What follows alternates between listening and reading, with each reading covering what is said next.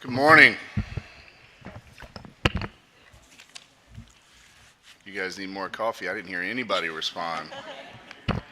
Awesome. I'd like to call the meeting to order. This is the Commission for Independent Education. I'm Trey Williams, Vice Chair of the Commission. Today is January 26, 2024. Mrs. Hood, would you please have a roll call? Mr. Williams. Yes, ma'am. Commissioner Whitaker. Present. Commissioner Taylor Ellis. Present. Commissioner Marty. Here. And Commissioner Stefano. Present. Thank you. I'd like to remind everyone that if you've not done so already, please put your phone on silent. It is now time for the Pledge of Allegiance, led by Commissioner Taylor Ellis. I pledge allegiance to the flag of the United States of America and to the republic for which it stands, one nation, under God, indivisible, with liberty and justice for all. Thank you. Well, thank you for joining us and being here on our second day. The Commission begins its meetings with the introduction of those in attendance. Not Mr. Eldridge. Mr. Bowman, would you please proceed with the introductions of our visitors? Good morning, Dr. Joe Angley, Cole Middleton Group Education Consulting. Good morning, Kristen Foss, American Institute of Beauty. Good morning, Mike Hallman, Executive Director, American Institute of Beauty. Good morning, Michael Hallman, President, American Institute of Beauty, founding board member of the Florida Association of Cosmetology and Technical Schools. Good morning, Commission. Thank you for being here.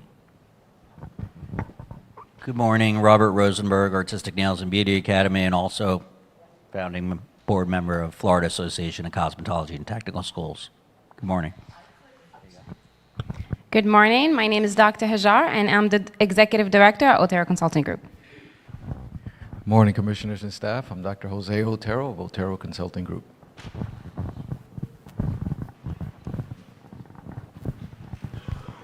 Good morning. I am Caleb Wilson with Source Institute Massage School and Therapeutic Bodywork of Panama City.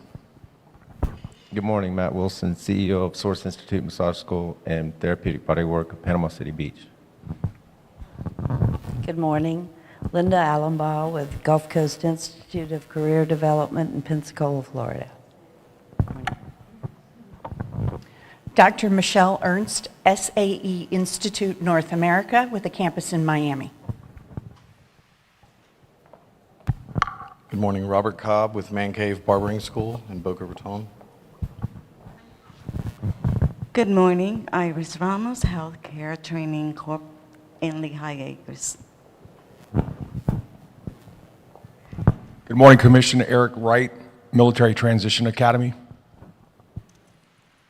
Good morning, Commission. I'm Raquel Hughes, Executive Director and founder of Onyx Nail Academy, located in Jacksonville, Florida. Good morning, Natalia Carvalho with QM Career Institute in West Palm Beach, Florida. Good morning, Lynn Malheron, International Education Corporation. Good morning, all. Rob Paul, International Education Corporation, U.S. Academy. Good morning. I'm Denise Rabello, the Regional Director of Regulatory Compliance for International Education Corporation. Good morning, Emile Fertil, Palmetto Medical Institute.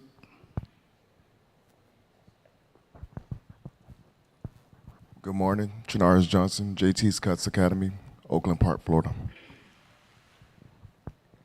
Good morning, Gloria Villalobos, owner of JT's Cuts Academy in Oakland Park, Florida. Good morning, Georgette Persona, CEO and founder of A1 Ally Health Training, West Palm Beach. Good morning, Sean Ivan from the Florida School of Advanced Bodywork in Jacksonville, Florida. Good morning, Lakita Williams with American Vocational Academy in Nokomis, Florida. Good morning, my name is Fred Excellent. I'm from Vocational Training Institute, Guinea Crest, Florida. Good morning, my name is Tanya Gonzalez with Vocational Training Institute in Green Acres. Good morning, my name is Jonathan Gonzalez with Vocational Training Institute. Good morning, Adelina at Otero Consulting Group. Carla, Assistant Director of Otero Consulting Group. Hi, good morning. Jose Garcia with the Patria Institute.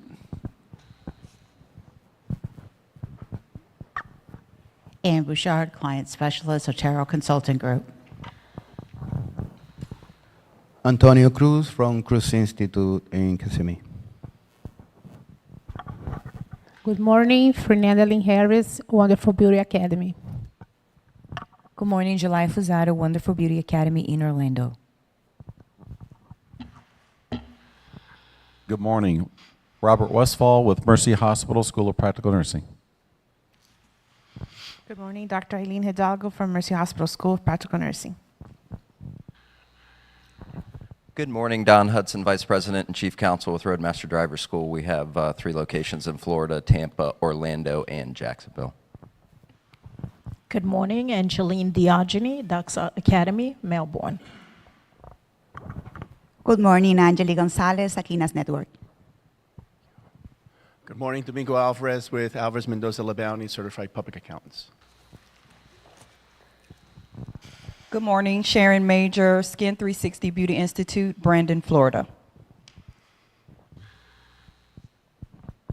Good morning, Sharon Mizrachi, the Oriana Academy. Good morning, Chino Mizbaki, the Oriana Academy. Good morning, Peter Foster, Nicholas G. Hayek, Watchmaking School, Miami. Good morning, Andrew Anderson from Learn, Library and Information Resources Network. Good morning, Dr. Morrison Williams, Library Information Resources Network. Hi, good morning, Stephanie Anlicker, the Art of Skin Institute of Aesthetics in Panama City. Good morning, Melissa Lozada from Medical Institute of Palm Beach. Good morning, Carl Williams from Medical Institute of Palm Beach.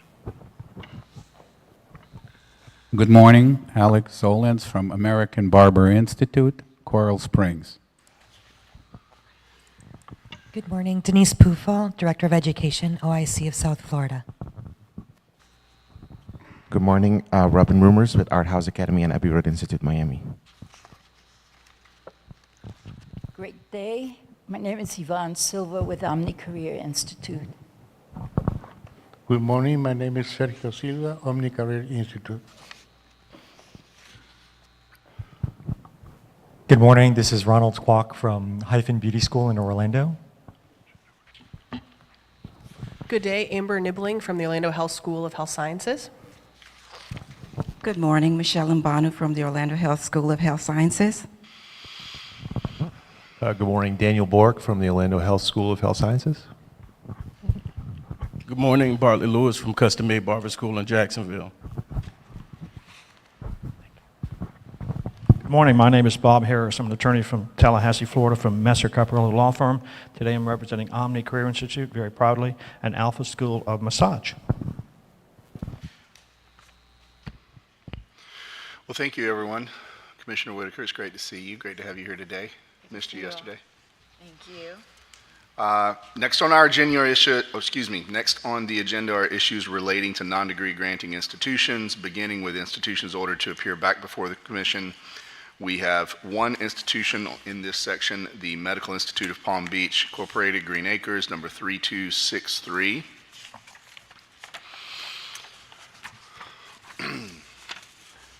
Staff recommendations have been provided. If you're here from that institution, please come to the podium, introduce yourself. Hi, good morning. I'm Melissa Lozada. I'm the campus director. Good morning, Carl Williams, Chief Operating Officer. Thank you for being here.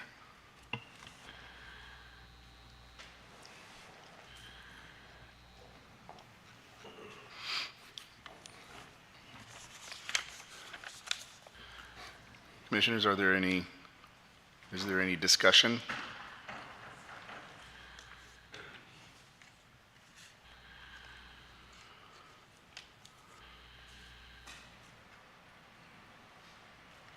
How has your progress report been going? We took a little bit of a hit the last quarter of 2023.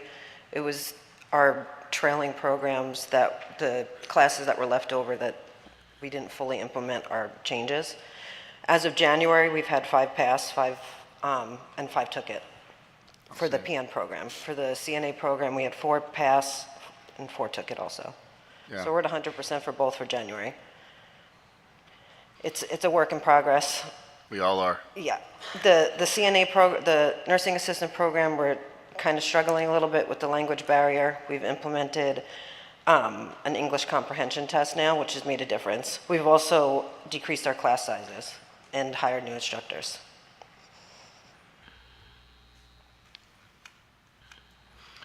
What was your previous class size? For the nursing assistant? Well, I heard you say you had decreased it, so what was it? For the nursing assistant, it was like 15 to 18. Now we have about 8, typically. Currently, we have 6 in our day class. And that narrowed the ratio of student to instructor? Yes. Yes. It also helps because we starting to look very closely at the CNAs that are coming in, and again, the language barrier post-COVID was horrid, and we have to refer a lot of the students to HHAs instead of taking the CNA program. So that's what brought our numbers down. Sure. Commissioners, any discussion? Any public comment? Hearing no further discussion, is there a motion to accept the staff recommendations? So move. Second. Everybody's jumping in. Commissioner Whitaker and Commissioner Marty, all in favor? Aye. Aye. Aye. Any opposed? The staff recommendation is adopted. Thank you. Thank you. Thank you.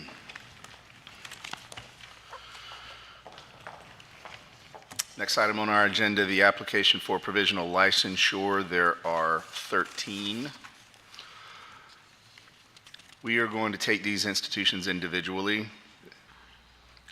Number 1 on that list is AI Allied Health Training, West Palm Beach, number 12682. Staff recommendations have been provided. If you're here from that institution, please come to the podium and introduce yourself.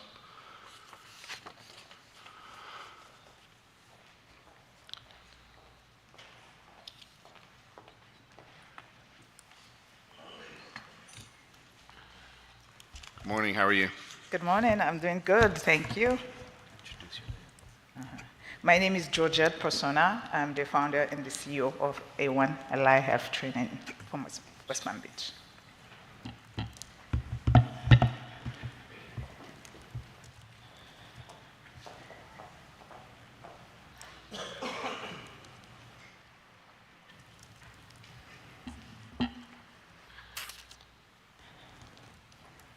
Commissioners, any discussion? Good morning. Tell us about your school and your target student population for enrollment. Give us a little more context beyond what's on paper, if you will.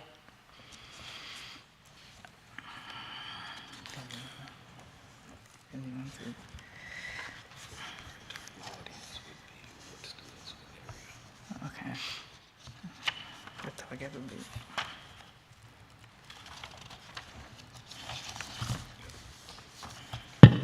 Oh, this one.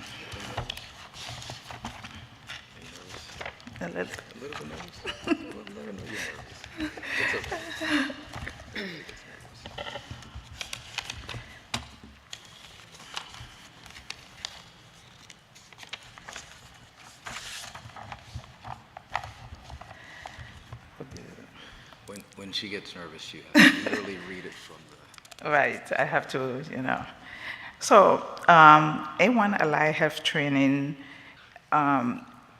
is intended to encourage students, to be competent and self-confident and become responsible citizens. So we plan to educate, to prepare good nurses,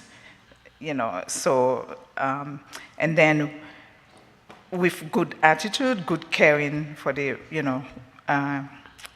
for the patients they're going to be responsible for. So we believe in integrity, professionalism, commitment, and I'm sure with all of this, and we will create good, nurses. We will help them to become very good nurses and good citizens. Can you tell us a little about the existing equipment that you have compared to the equipment that's required to be successful in that Okay, program? so for equipment, we have a list. Actually, we have 2 hospital beds. We have, I do have a list here. Let me bring that list.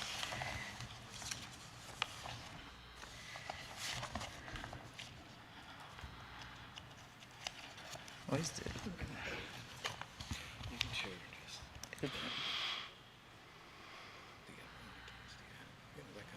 Yeah, I mean, I have a list here, but we have 2 mannequins, we have 2 hospital beds, we have overbed tables, we have syringes, we have sheets, we have, a lot of stuff that we have that I can't even mention, so that we're ready to, to prepare the students. Yeah, I was just looking at that I don't have the list of those assets. I do have the value of them, and wanted to ensure that you weren't going to deplete all your working capital acquiring things that you perhaps needed and didn't already have. And we shared the same concern. We met Ms. Georgette in mid-application, so the documentation you have was already there. We do have an updated 606 and 605 if you'd like to see them, which actually reflects currently what her status is.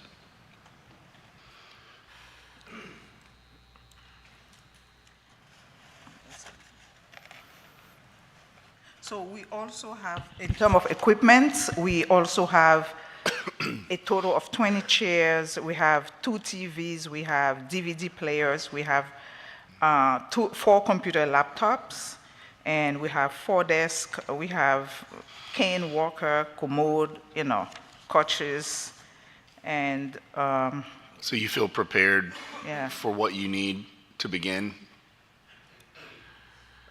For the required equipment, you feel like you have what you need already? Yeah, I have a lot of required equipment. Yes, I do have them. So I see the 12-month program, all on campus, no online, everything's on campus, is that correct? Yeah, everything is on campus, not online. And it looks like, are you the lead teacher, instructor, trainer for the program? Yeah, it's 3 of us, so we all registered nurses, but I am the lead. Okay, thank you. And with that, how many students do you plan for that first cohort? For the first one, so maybe we plan for 15 students, and then maybe 6 months later, we plan to accommodate another 15. So. Okay.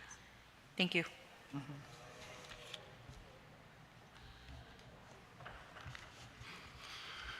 Commissioners, any further discussion? Any public comment? Hearing no further discussion, is there a motion to accept staff recommendations? So moved. Second. Commissioners Whitaker and Taylor Ellis, all in favor?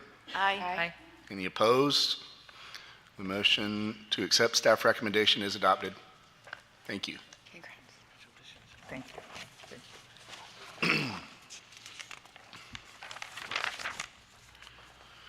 Next on the list is number 2, American Barber Institute, Coral Springs, number 12951.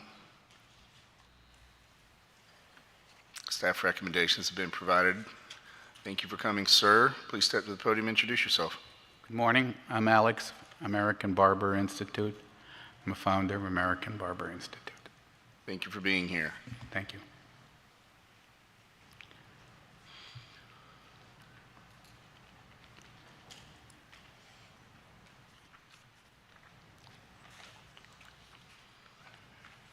Can you tell me a little about the impetus for your being the founder and beginning this journey? Well, beginning goes way back. About 30 years ago, I've started a barber school in Manhattan, New York, and training barbering. I started by myself, and eventually it grew a little and a little more and a little more, and I've been there for 30 years, and gave people education, training, the most important thing, licensing, because at the end they have to pass, obviously, the state board, like everywhere else, and then gainful employment, because they have to work. Sure. Now, are you still operational in New York? Yes, I am operational. I live here. How are things going at that other operation? It's doing what it can. Can't complain. You know, Manhattan, everything is expensive. No doubt.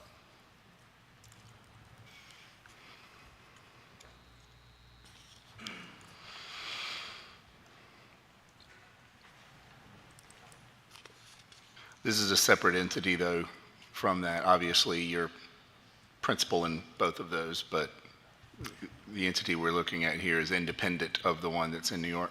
Yeah, this is a brand new corporation with the same name,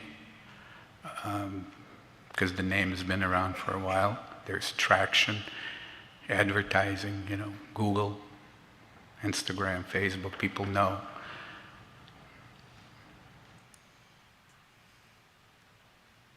Commissioners, any discussion? Just out of curiosity, what is the difference between restricted barbering and barbering?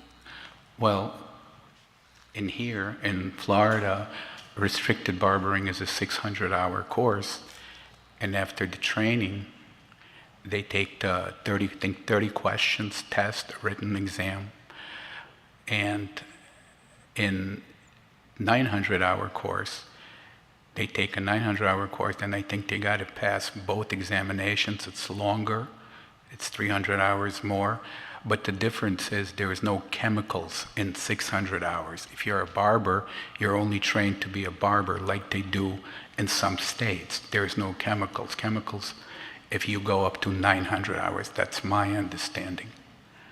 So you're saying like the restricted barbering could only like cotton style hair, but the regular one could color hair.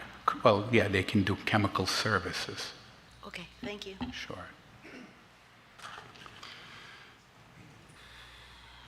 Is that other operation capable of withstanding the day-to-day operational needs with you focused on this business here? Or do you feel like you're going to be half in, half out of that?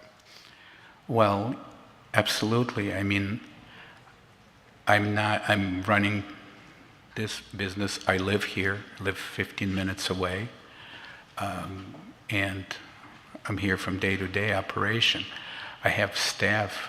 It's not a big staff, but they've been with me for 20, 25 years, and I have directors there, I have instructors, so yeah, absolutely.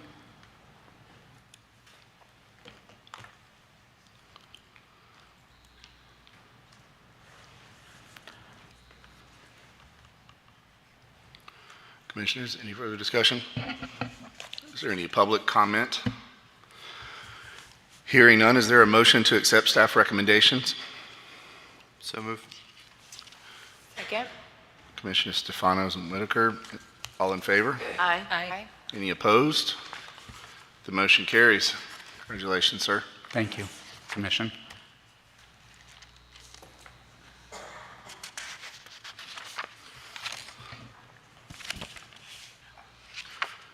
Number 3 on our list is the American Institute of Beauty, Bradenton, number 12861. Good morning. Please step to this podium and introduce yourselves. Good morning. Mike Hallman, Executive Director, American Institute of Beauty. Good morning. Kristen Foss, Director of Operations, American Institute of Beauty. And good morning again, Michael Hallman, President, American Institute of Beauty. Where are you guys, where are you in Bradenton? 41 and That's probably the closest I'm going to come to the exact location, 41.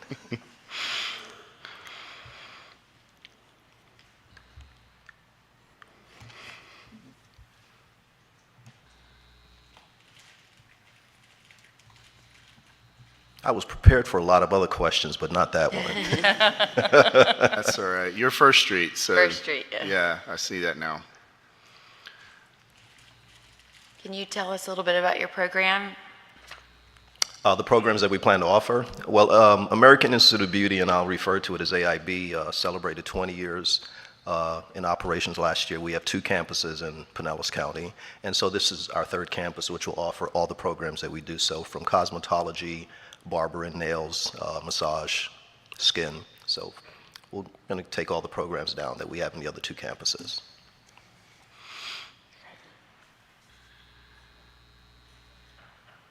What's it been like getting the staff that you're going to need at that location during a time when it's so difficult to hire folks? Yeah, no, that's a great question, and I think everyone in this room will probably say one of the most challenging aspects of being in business today is staffing.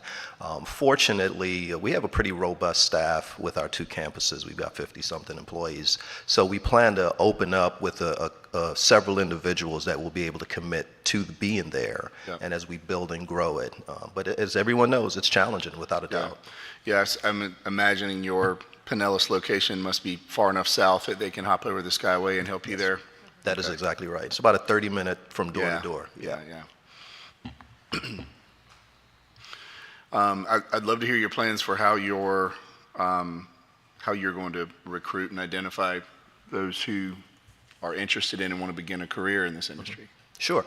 That's a market that we've studied for some time, and when you look at the population density, we certainly feel very comfortable that there is the opportunity to grow a campus to what we are budgeting 150 students. And quite frankly, marketing today is done on Google. I mean, that's where it is. Our existing campuses where we have about 400 students, 90+% are coming from Google. So the vast majority of our marketing will be done via Google, and certainly we know word of mouth will pick up once we open in that location.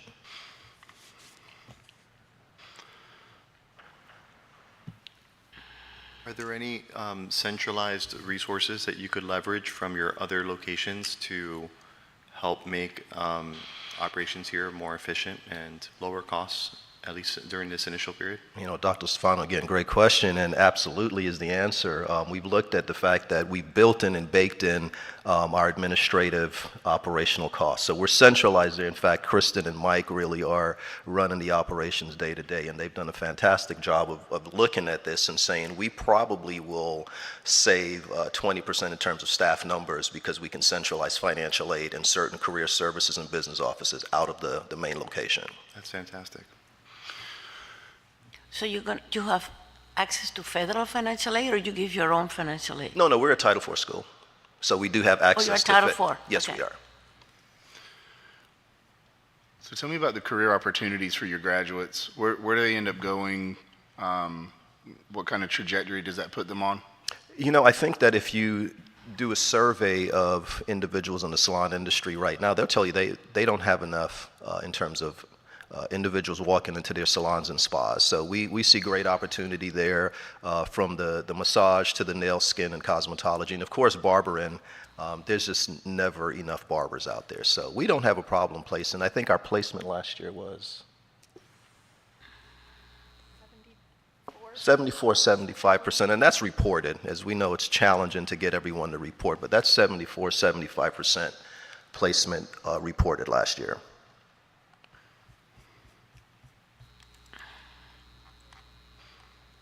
Commissioners, any further discussion? Any public comment? Hearing none, is there a motion to accept staff recommendations? So move. Second. Commissioners Stefano and Taylor Ellis, all in favor? Aye. Any opposed? The motion accepted. Thank you, Commissioners. Congratulations. All right. Moving along, number 4 is Hyphen Beauty School Orlando Winter Park, number 12874. Good morning, sir. How are you? Good morning. This is Ron Kwok, Director. Thank you for being here today. Can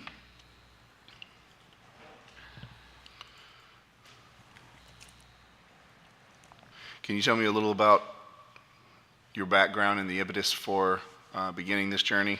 Sure. I own a skincare company. I'm from Singapore. Born and raised here, but I've been an expat in Singapore for 15 years. And I own a big brand in Asia and Europe. And this was kind of the beachhead to get the skincare brand started here. So our focus has always been aesthetics. And so I run Florida Academy Beauty. So if you just search Beauty School Orlando, we are the top rated school in Google. It's like 124 5-star reviews. But this is a completely separate. Yeah, this is a completely different and new start. And it's just like 30 minutes from here. Okay. Right off I-4. Now, does the existing infrastructure you have give you a pipeline of students that you're hoping to train? Yeah, so we're running out of space at Florida Academy. So this is kind of a new build, brand new. It's got 37 beds for aesthetics and massage. Our capacity is about 120. Wow. And we can definitely turn it. I mean, there's a lot of demand, especially for massage.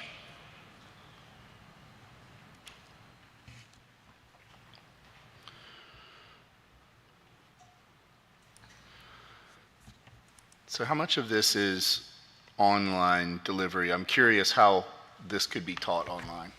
Yeah, so because of my background in skincare and direct D2C commerce, we actually built our own system for online delivery with Clock Hour.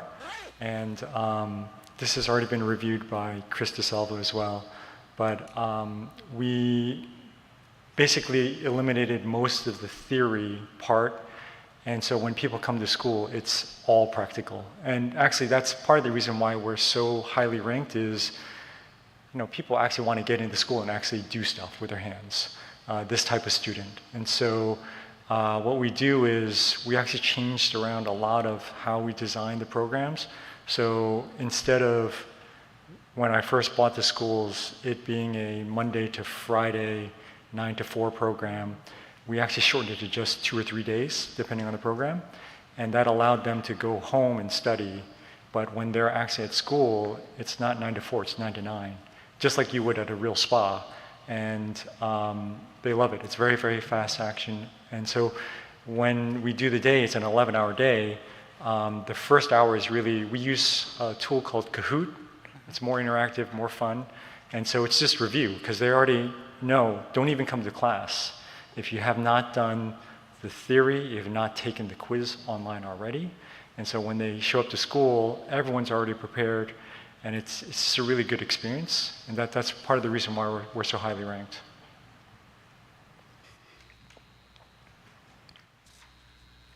Commissioners, additional discussion? Any public comment? Hearing none, is there a motion to accept staff recommendation? So moved. Commissioner Taylor Ellis and Marty, all in favor? Aye. Aye. Any opposed? Motion accepted. Good luck, sir. Thank you. Thank you. All right, next on our list is Omni Institute Lake Worth, number 12836.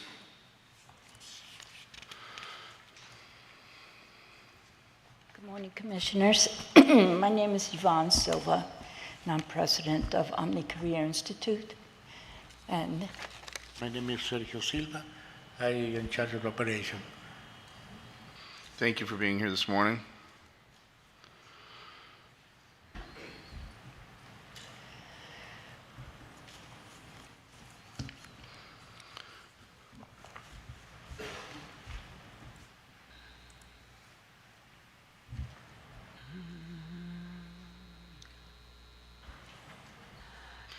I have to ask about the web development program seemingly being unrelated to the other programs that you guys are offering and playing the which one of these is not like the other game. Can you tell us why that fits within your suite and how you're not creating duplicitous infrastructure? The reason for that is that we have a lot of competitors with very similar programs around. And when I did my research, being in the community, especially when we were working at the school, there's a lot of young folks there. So I wanted something that would attract them to this. And it's a program that's in demand, it's quick. And my conversation with a lot of the people, the young people out there, because I was staying out there and talk to everyone that would come by, they felt that this is something that they really would be interested in. It's a quick learning program. It's something that they could do at home if they wanted to, which was the beauty of that. A lot of them were young people with families, and so a lot of creatives in the community appears. So that's one of the reasons why I wanted to implement this, to be a little bit, separate ourselves a little bit from the other schools that surround us. We have, I have 10 gaming systems at the school, which is really cool with all the lights and stuff, so they enjoy that. And the speed, we do have the speed to accommodate that. How about the staff within that? Well, the staff, well, I have, I'm a real bug with AI, especially AI. That's my thing. I'm doing my doctorate in instructional design and technology, almost done. And I have my degrees are in programming. My associate's, my bachelor's is in management and information systems, and now. And so I do have other people that will come aboard if it's necessary. I just didn't want them to be on standby because they do their own consulting, their own thing. But for the moment, for the basics, I will be there for the students, and as we get busier, then of course I would transition that to the instructors because I won't be able to do all of that at all. So are you saying it's your intent to lead that program yourself? Correct. In the beginning? Yes, in the beginning. That sounds like it would chew up a lot of bandwidth. A lot of what, I'm sorry? Bandwidth, just time, the mental and physical resources necessary to execute that and lead the school all at the same time. It seems like a lot. Right? Well, I will know after 30 plus years of doing this, if I'm not able to handle that particular class. After a while, I may be able to do maybe the first few classes, but as we grow, then of course I would be looking for someone else to take over the class. Well, congratulations on that self-awareness. I consistently overestimate my personal bandwidth. So, yeah. Dr. Stefano, you got any questions about this curriculum design? Just two things. One, you may want to correct the spelling of Node.js and Express.js in the program breakdown. Wait, sir, sorry, would you repeat that? Node.js and Express.js? Oh, okay, okay. Just for your own records. Thank you. But it seems to me that this program is somewhat odd in its design, and I'll just specify why. Typically, these kinds of programs fall into either explicitly front-end design or back-end design, where you're a full-stack kind of programmer.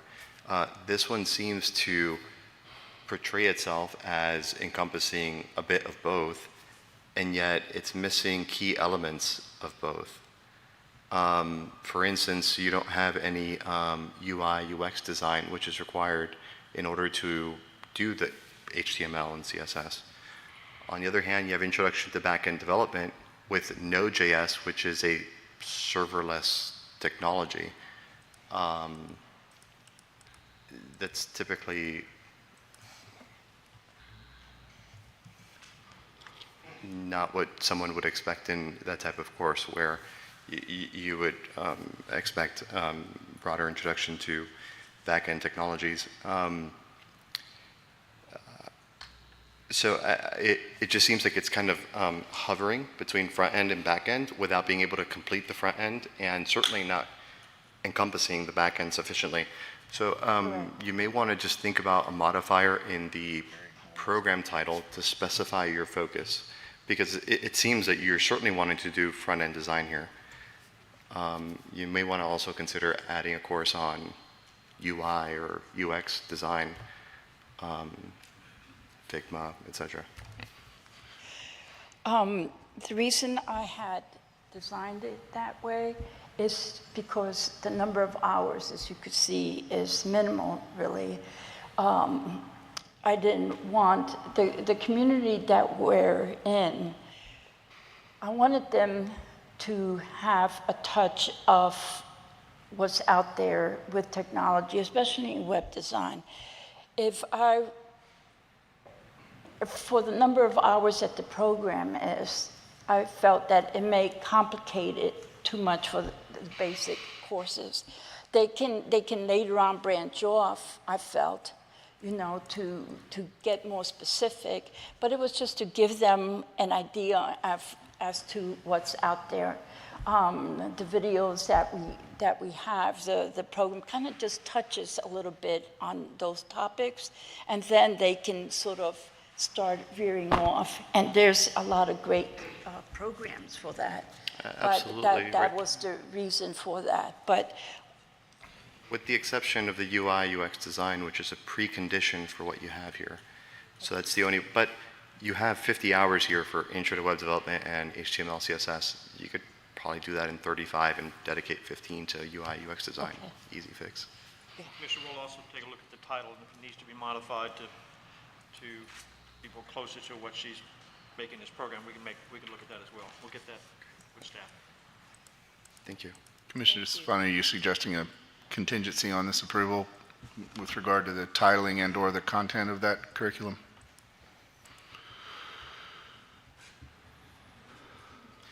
Well, I mean, I think it's in the school's best interest so that they can market this in a way aligned with its distinctive emphasis, and it would appeal to people that are looking for that, right? So it's...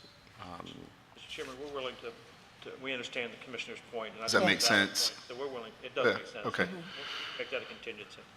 All right, so while the executive director scribbles some of that, I've got some other questions. Sorry, I didn't mean to call your handwriting scribbling, but while you write that down. Do you know what your fixed operational overhead is on a monthly basis? yes, I do. I understand your concern from what was submitted originally to the commission, but that has changed drastically from then until now.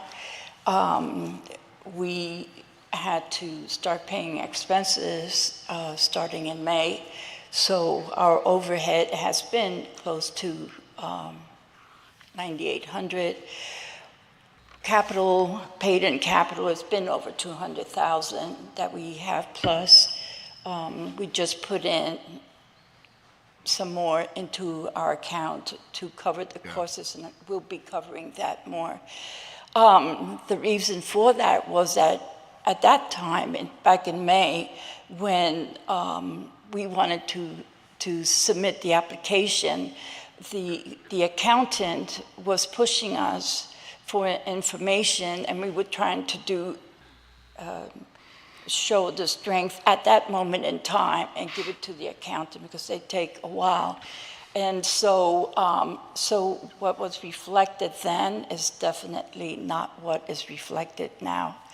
I can give you approximates and paid Well, no, capital. you don't have to give them to us here. I think I'm sure Counselor warned you that question would be coming since that was May of last year, and what you're describing is your fixed operational overhead would be 1 month equivalent to what you were showing as cash, which means you Yes. didn't have the money Oh, to do yes. this, right? I So have I to ask that totally question. understand that concern, totally. Yeah. So my other question is really, it's not one that's a hurdle, I think, or a contingency, but can you explain to me why you chose to be a C Corp for this?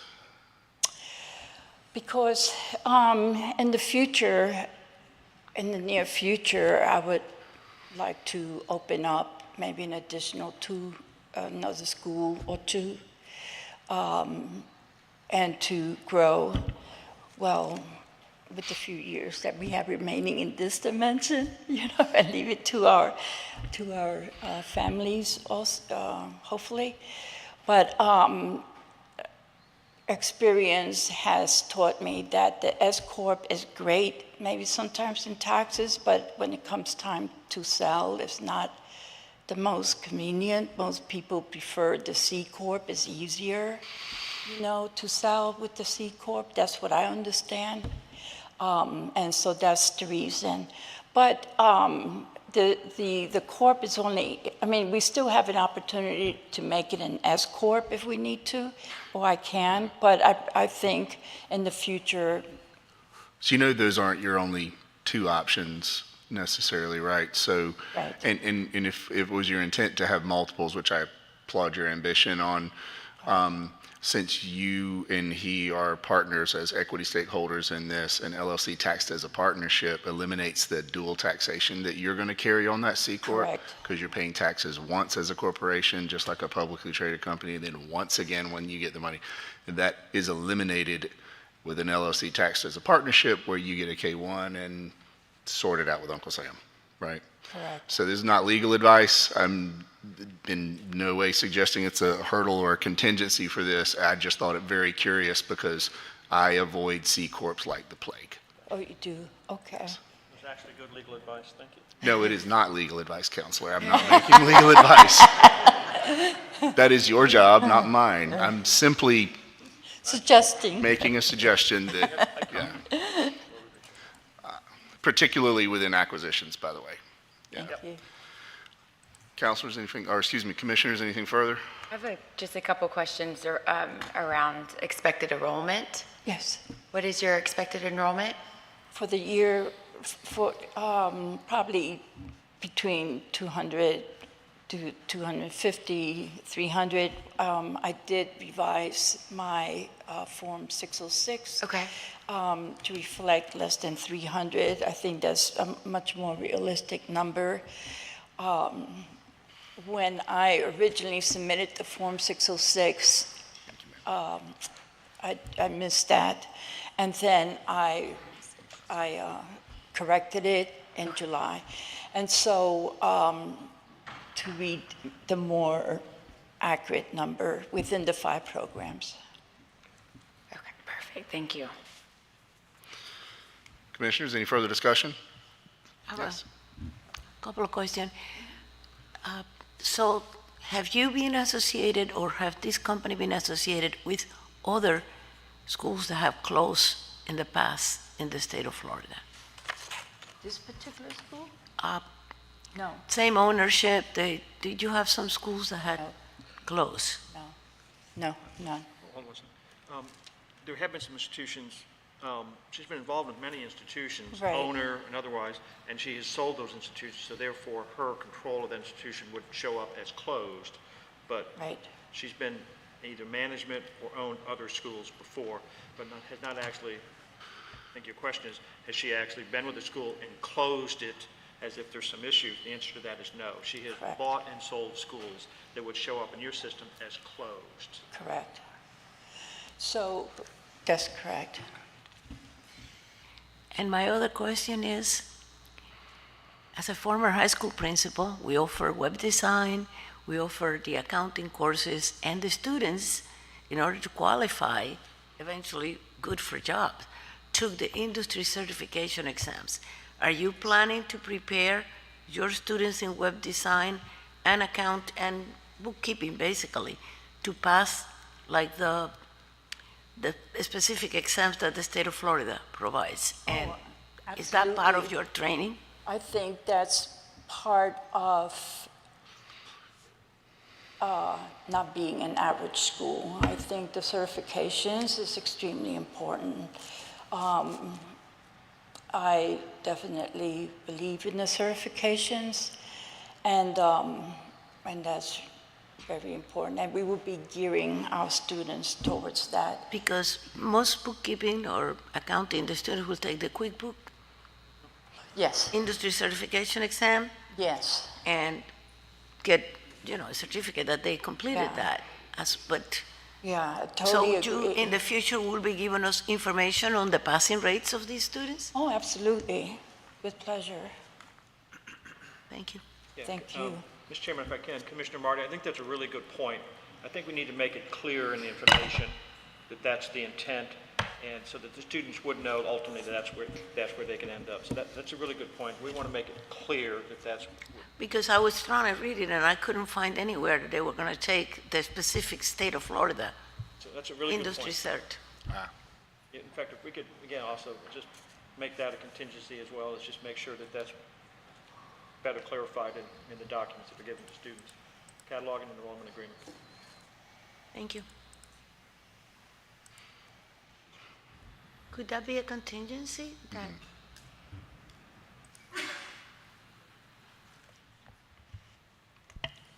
Commissioner Marty, can you specify which program you would want the contingency on? I'm talking about two programs specifically.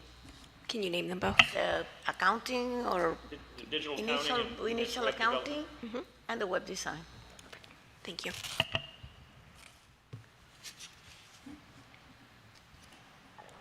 It's more important, I think, in the accounting context. For web design, your portfolio is the most significant thing, but yeah, I mean, it would add value. Well, I think if public high schools are held accountable, we should make schools that are charging money accountable too. The students in the public high schools don't pay for it. I was just speaking to its role relative to job placement. Yeah. But yeah, understood.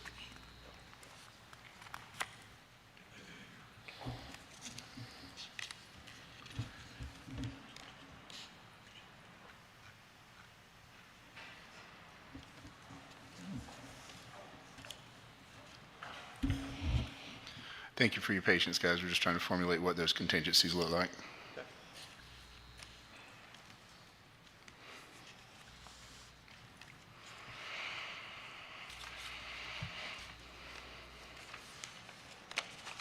I'm ready. All right, we're going to add two contingencies. We're going to split them up just to make it clear for you so there's no confusion. So there will be a little bit of overlap.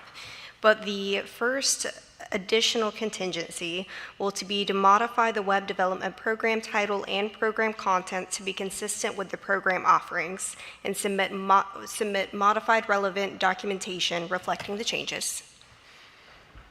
And your second contingency will be clarification of desired student outcomes for digital accounting and web development programs, and to submit the modified relevant documentation reflecting the changes. Did you just write all that? I did. Holy cow. That's why he was making fun of my scribbling. Very talented. Does that sound accurate to you, Counselor? Yeah, it's consistent with my scribbling as well. All right.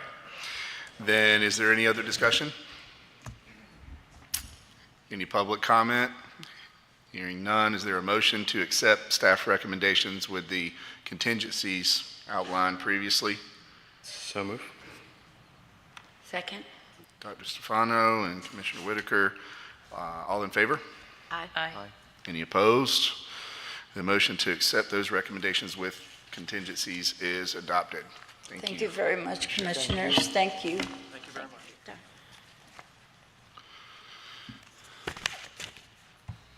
There is a correction on number 6 that we're about to begin. That is Orlando Health School of Health Sciences, not Orlando Health Institute of Health Sciences. Number 12858. According to Mark, he came up and told me that. Good morning. My name is Amber Nibbling. I'm the Senior Director of Clinical Learning at Orlando Health. Good morning. My name is Michelle Mbanu. I'm the Assistant Director of Clinical Education for Post-Acute Services at Orlando Health. Good morning. My name is Daniel Bork. I'm the sonographer educator at Orlando Regional Medical Center. And Mark Murray, Legal Counsel for Orlando Health School of Health Sciences. Outstanding. Thank you all for being here. We appreciate you attending. I have to say that cardiac ultrasound sounds very niche and complicated and probably in high demand. So can you help me understand where someone going through that training goes to and what kind of pathways for a career that takes them on? So about 4 years ago, we kind of identified a deficit in staffing.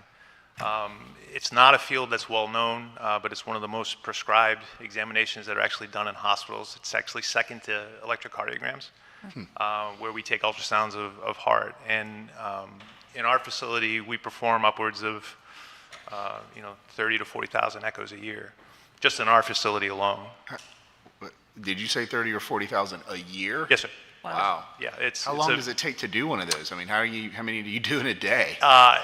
Typically, a sonographer can do upwards in a 8-hour shift. They can do 6 to 8. Okay. Typically, and the exams take about 30 to 45 minutes. That's what the allotted time is typically given from an outpatient. Inpatient basis sometimes can be a little bit more complicated depending on the patient acuity. So you've got 10 or 12 people going all day long? Yes, sir. Yes, sir. We have a staff right now of 20 at our facility, and Orlando Health itself is actually a pretty expanding facility, and we've got some deficits in terms of staffing. Around COVID time, we had to use travelers to fill a lot of the roles, where we had some turnover in sonographers, whether they left for other professions. The field as a whole is projected in the next 10 years to be about a 14% growth rate, which is pretty high when compared to other occupations. And the issue is that the pathway is not very well established. I had to kind of find it on a secondary basis as an exercise physiologist, going through and working at a hospital as a cardiac technician. And what we're trying to do is supply our facilities with well-trained sonographers in the hopes of unifying a very expanding healthcare system right now to address some of these deficits. So are you going to share the wealth of all of those folks graduating? Are you going to hoard them for yourself and not let them go somewhere else? No, that is definitely not the intent. We're trying to train people as best we can. If they choose to stay within our organization, that is a benefit to us. But we are not obligating them to remain within our facilities whatsoever. Outstanding. So why does someone, for obvious reasons, I'm assuming if you have cardiovascular disease or something like that, then you get a cardiac ultrasound, right? Yes, sir. Yes, sir. Okay. There's other procedures too. At our facility, we're a level 1 trauma center. So if typical motor vehicle accidents, any other traumatic events, there are life-saving modalities that we actually have to perform with this modality itself, where we may actually go into an operating room and assist with guidance of a needle to actually remove fluid from a patient, in addition to some of the other responsibilities. So it's it's an amazing field that a lot of people don't know about, and my hope is to try to explore that and try to show as many people what I have benefited from and what I think other people can benefit from as well. So I don't want to beat a dead horse, but I have to ask, if the demand is so high and there's so much need for it, why is it so underserved? I think it's awareness, to be quite honest. One of the things that I've noticed is that when you think of healthcare, there are two things that you think of. The first two things that come to mind are doctors and nurses. Allied health is an area, and it's very similar to the trades, where a lot of people don't necessarily realize the trades. We have a very highly educated college-based system, and the trades are something that we're starting to realize is there's a need for. I think sonography kind of falls in a very similar context where people don't realize that you can do ultrasound on something besides just a baby. Sure. Ultrasound can be done on anything from hearts to babies to eyes to muscular skeletal as well. Well, it's always awesome to see blue oceans, if you remember that terminology, right? The white space in the market that others haven't filled, and empowering individuals by trying to meet that demand. Yes, sir. It's really interesting. Commissioners, any other discussion? Any public comment? Anybody have a broken heart they want an ultrasound on? Hearing none, is there a motion to accept staff recommendations? So moved. Second? Moved by Commissioner Taylor Ellis and seconded by Commissioner Whitaker. All in favor? Aye. Any opposed? The motion carries. Congrats, guys. Correct.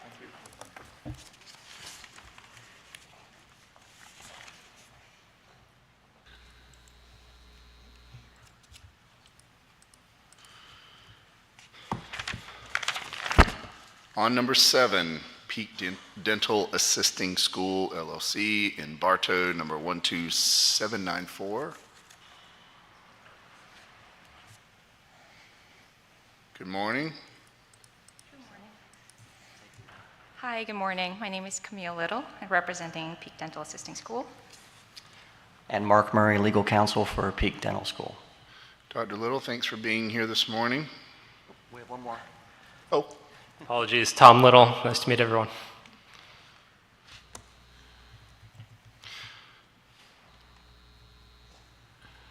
Can you tell me how these, I'm curious about the hybrid asynchronous delivery methodology and how that 131 hours or so is allocated.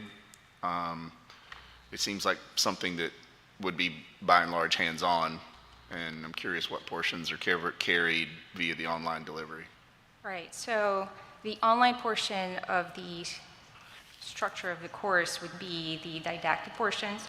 So learning. Sorry, what portions? The didactic portion of the course, so learning about, the materials in dentistry, that sort of thing. And then the in-class portion of it would be the hands-on portion where we show, the students how to do certain procedures in a dental office.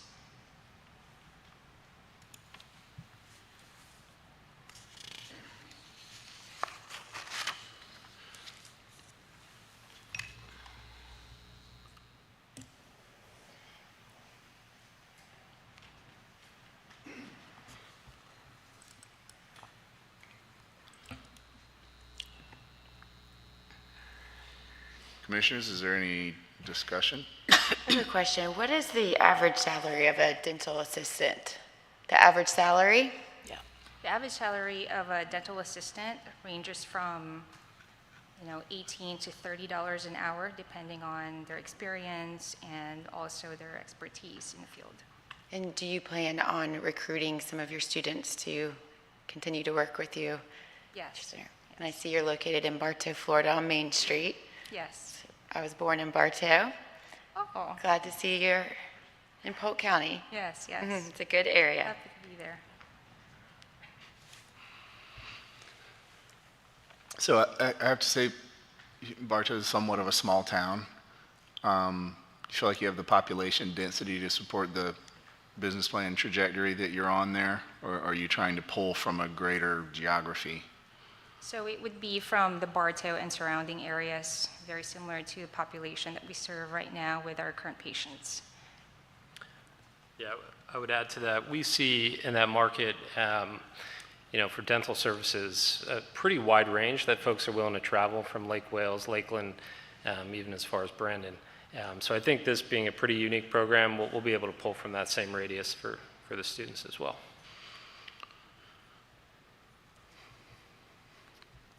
Commissioners, any further discussion?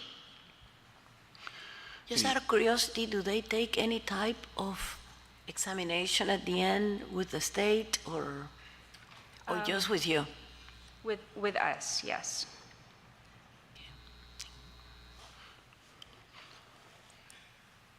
And do you have to be, I don't know the right terminology for this, designated or licensed to proctor that exam, or is there an industry specific exam that says, okay, you guys are allowed to do that testing? No, so we would be the one to provide that examination. Right, so there's no governing body over that examination? Yeah, we're doing an entry level. Right. It's the exposure type of training for the students. Interesting. Yes. And for that entry level, you were saying that they get $30 an hour as a dental assistant? No, so the $30 an hour would be anyone that's more experienced. So somebody would have like 10 plus years of experience with extended duty functions and, very niche kind of So what it would be the entry salary of somebody that takes this course? So entry-level salary would be in the range of like $16 to $18 an hour. How many? $16 to $18 an hour. Do you anticipate that a lot of those students would see that as a pathway to increasingly complex certifications? Yeah, so this would be the introductory program for them to be able to get to the next step. So maybe extended course, you wanted to go into orthodontics, or if they wanted to go to, oral surgery or any other specialties in the field. Right.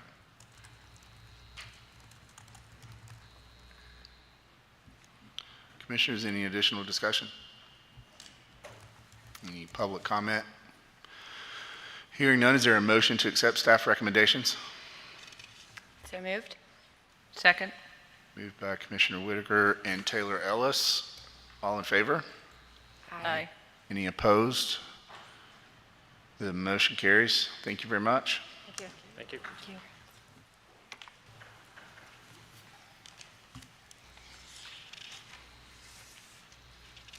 All right, moving on to number 8, Source Institute Massage School, Panama City, number 12797. Gentlemen, thanks for being here.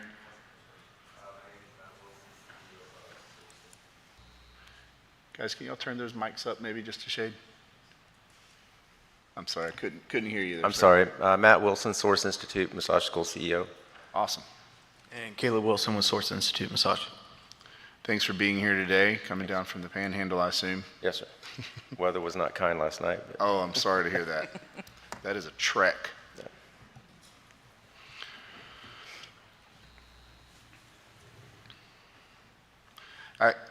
My opening question would be about the advantages of and the reason for having an extended program that is 30% longer, right, than the basic program.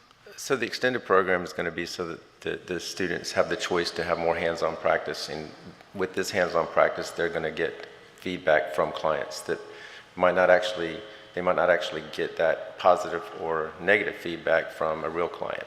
Instead, that client might just never come see them again. Yep, that's what I've done.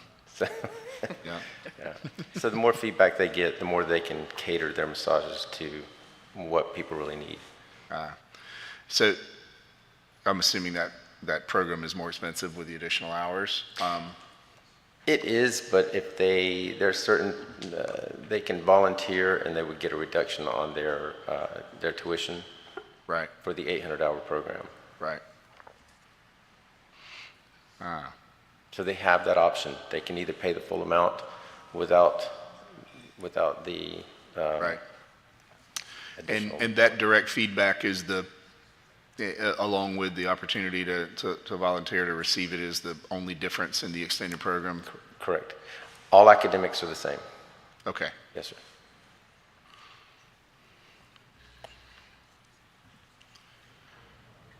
Am I reading this correctly that this is not associated with a salon, a spa, a massage business right now? Is that correct? That's Separate correct. school only? Correct. Yes, ma'am.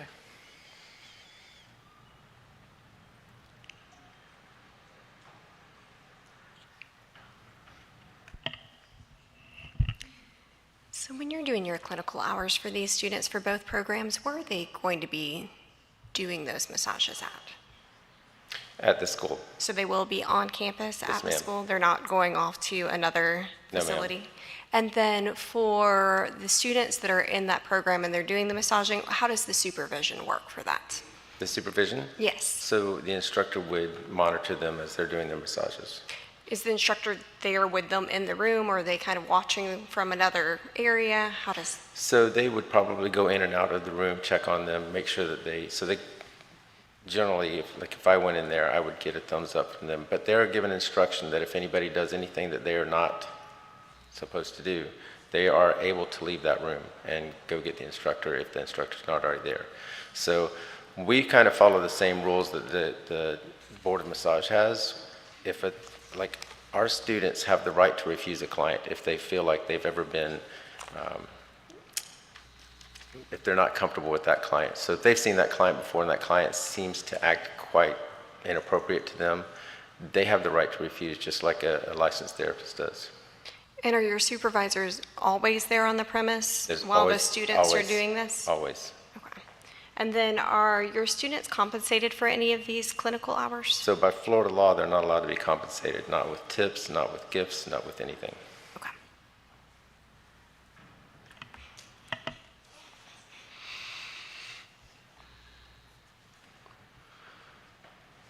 Do you have competition up there? We do have a college that's doing it, and so we do have competition. However, we were approached by a national chain of a massage therapy national chain to put a school in that area because they need therapists. Yeah. So I believe we're going to get the students that we need.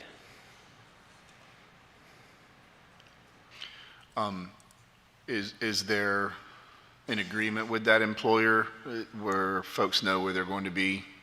There is, yes. So how to do this? We don't guarantee them a job, as we're not supposed to. And course. so we definitely tell them that there's no guarantee that there's any kind of placement, but they are looking for people. So there's not a contract with us that they have to work there, so there's nothing like that. Is that employer participating in or subsidizing their tuition in any way or offering tuition reimbursement to those that come to work for them? They are. Can you give me some details around that? So if a student wants to go to work there, and this agreement has nothing really to do with us, it's just for them. Yep. But the way I understand it is that they will agree to work for them for a certain amount of time and that they will pay that tuition. So, like I said, the agreement doesn't really affect me at all because I would not get involved in that at all, but that's between them. I'm glad to hear you're doing it. Our schools do the same thing. Yeah. You know, the commitment to and quality of the you know, someone's focus on what you're doing changes quite a bit when you know there's an employer waiting on the other side saying, don't fail your exam, we need you here, and you have a job waiting on you. Right. And that's what we do here is empower people. Outstanding. Commissioners, any additional discussion?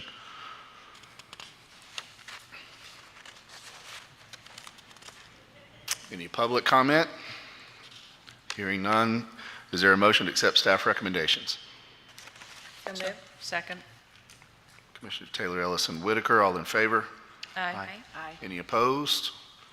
Motion carries. Thanks, Commissioners. Good luck, guys. Thank you. All right, number 9.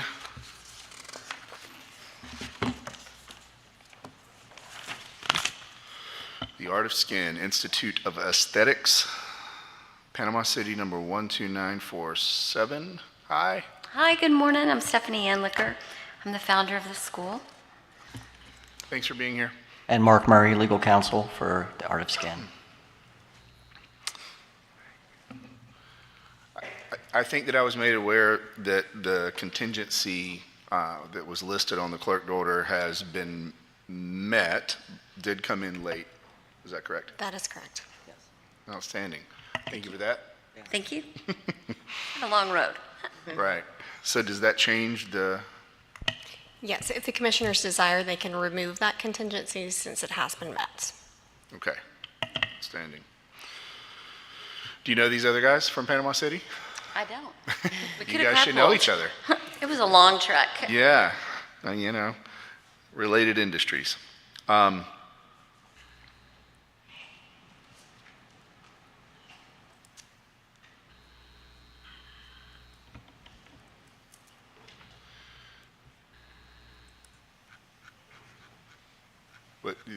my only question is because of the broad nature of how your program is titled, it sounds like it could potentially go in a variety of directions. Exactly. Does that vagueness undermine someone's ability to explain why they're, capable of doing those jobs, or does it offer just a more diverse employment opportunity? This is an entry point for me, Right. so it will offer a more diverse opportunity. Okay, yeah. Is it your intent to add more and more narrowed? Yeah, I imagine that there are dozens of avenues someone can go down once they have this entry point. There are. As far as training goes, I've narrowed it down. Right. I'm hopeful to be adding, after my provisional license is up, I'm hopeful to be adding laser and electrology as well. I'll be the first one in the area to do that. There's no schools in between Pensacola and Tallahassee that do that training. There's lots of med spas, but no training facilities, so I would like to pioneer that. So there are med spas who provide that service, but no training facility Correct. for them to get. So everyone's just hairy up there. Everyone's just hairy and gnarly at the beach.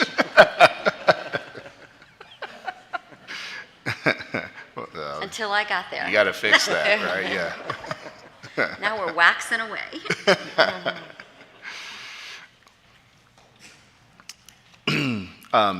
Do you know what your operational overhead's going to be? And when I know that we have trailing numbers on this, and I always ask this question, but the amount of assets you are representing, particularly your liquidity, is small if your operational overhead is going to take chunks of that over time. So what's your plan for that? I have a husband. No, I'm kidding. I'm kidding. I'm kidding. No. I mean, it's a fair answer. It is a fair answer. Yeah. It is a fair answer. It's an honest answer. Okay. I've been preparing this for quite some time. Sure. So there's no doubt that that we can fund the facility and take the initial hits. This is the sixth business I've owned, so it's not. Sure. I'm not new to this, so Understood. I understand the dip. According to my projections, I should dip the first couple of months and then steadily start to increase. Right. Have you had communications similarly as the other gentleman with those med spas who need to hire your students and created a pathway for them for employment post-training? I've not breathed a word of the school to anyone. I've heeded that warning from you all. Sure. So no, absolutely not. Right. Is it your intent to communicate with them so that that pathway can be laid out and people sure. be gainfully employed quickly? Yes, I have hired a marketing team to assist with that and to reach out to the local high schools and facilities in that area. Right. Commissioners, any further discussion? Any public comment? Then I think the motion would be to accept staff recommendations without the contingency which has been met. That is correct. Would you like me to read it? Yes, please. So the staff recommendation will be to grant the provisional license, which shall remain active and valid for up to 1 year after the date of issuance. Order the institution to make timely and sufficient application for annual license by submitting a complete application, materials, and fees, or an extension thereof no later than 120 days prior to January 31st, 2025. Thanks, y'all. Sound fair? All right. Do we have a motion? So moved. Second. Commissioners Taylor Ellis and Whitaker, all in favor? Aye. Any opposed? The motion carries. Now you can talk about it. Thank you. Now I can get out there. Thanks. All right, thank you. Thank you. Okay. We are going to make it through all 13 of these before we stop for a moment. So let's go on to number 10, the Oriana Academy, Miami Beach, number 12853. Good morning. Thank you for being here. Good morning. Good morning. Hi, my name is Sharon Mizrachi, Chino Mizrachi.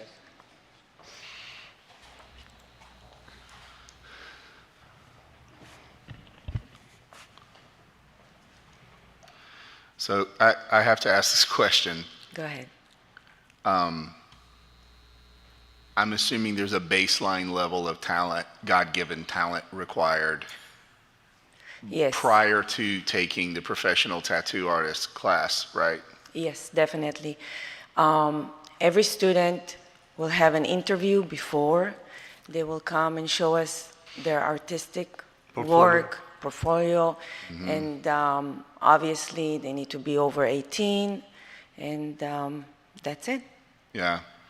I asked that because 180 hours would not be enough for you to trust me to put a tattoo on you there. I don't Well, have that. you know what? I invite you, you will be surprised. No one wants that, I assure you. Yeah. I can't read my own handwriting, so, yeah.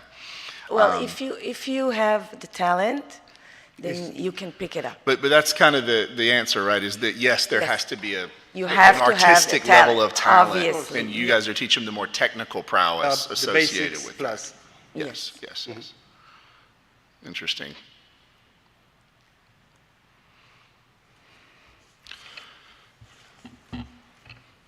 Commissioners, is there any discussion?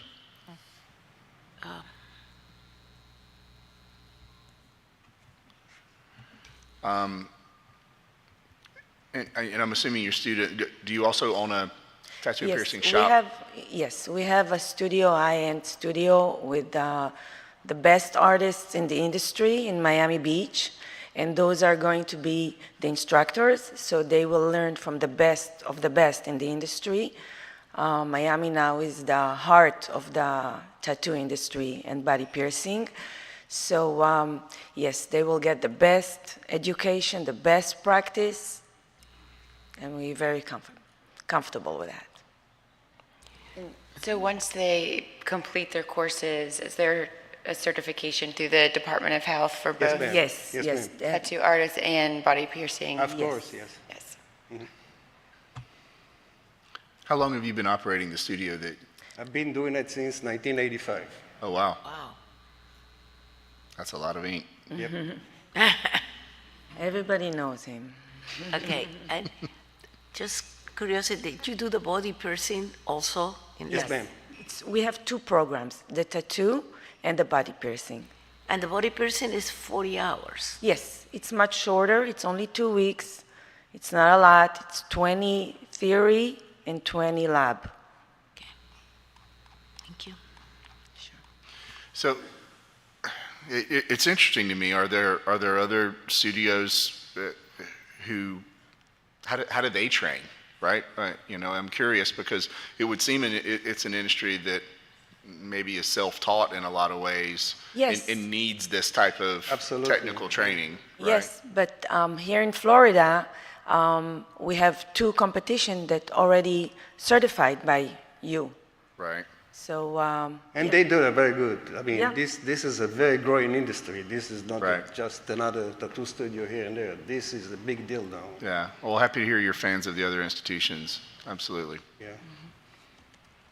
And exactly like you feel, many people feel the same. They want to know that they can trust the tattoo artist because this is something for life.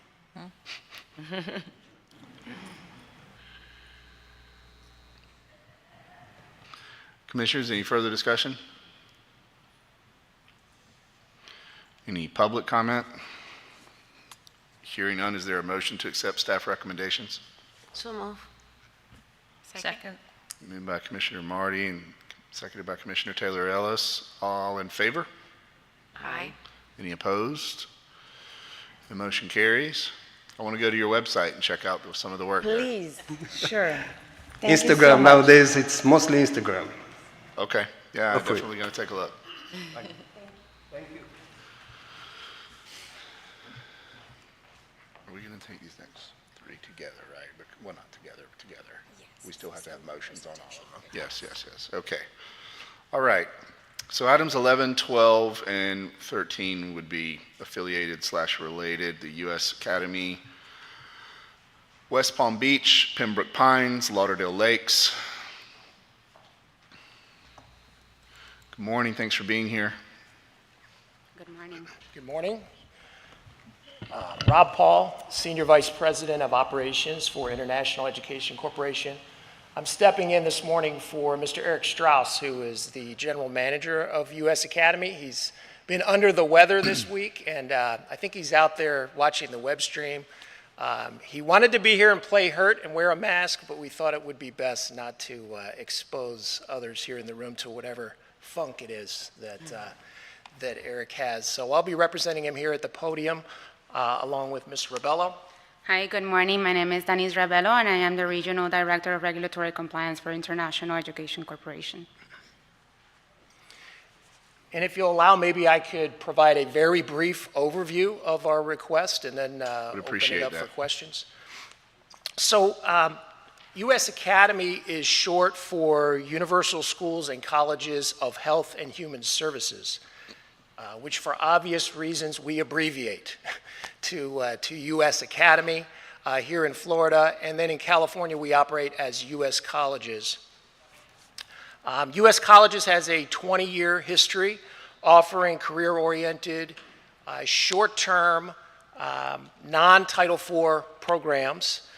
And in Florida, we plan to offer two programs, our phlebotomy program and our clinical medical assisting program. Each of these programs are about 16 weeks of classroom instruction for our students, followed by an externship experience on site with a clinical partner. The goal of our program is to train these students for entry-level roles, either as phlebotomy technicians or as clinical medical assistants. The secondary customer that we serve are the employers in our communities in helping them close skills gaps and fill their talent acquisition needs with our graduates.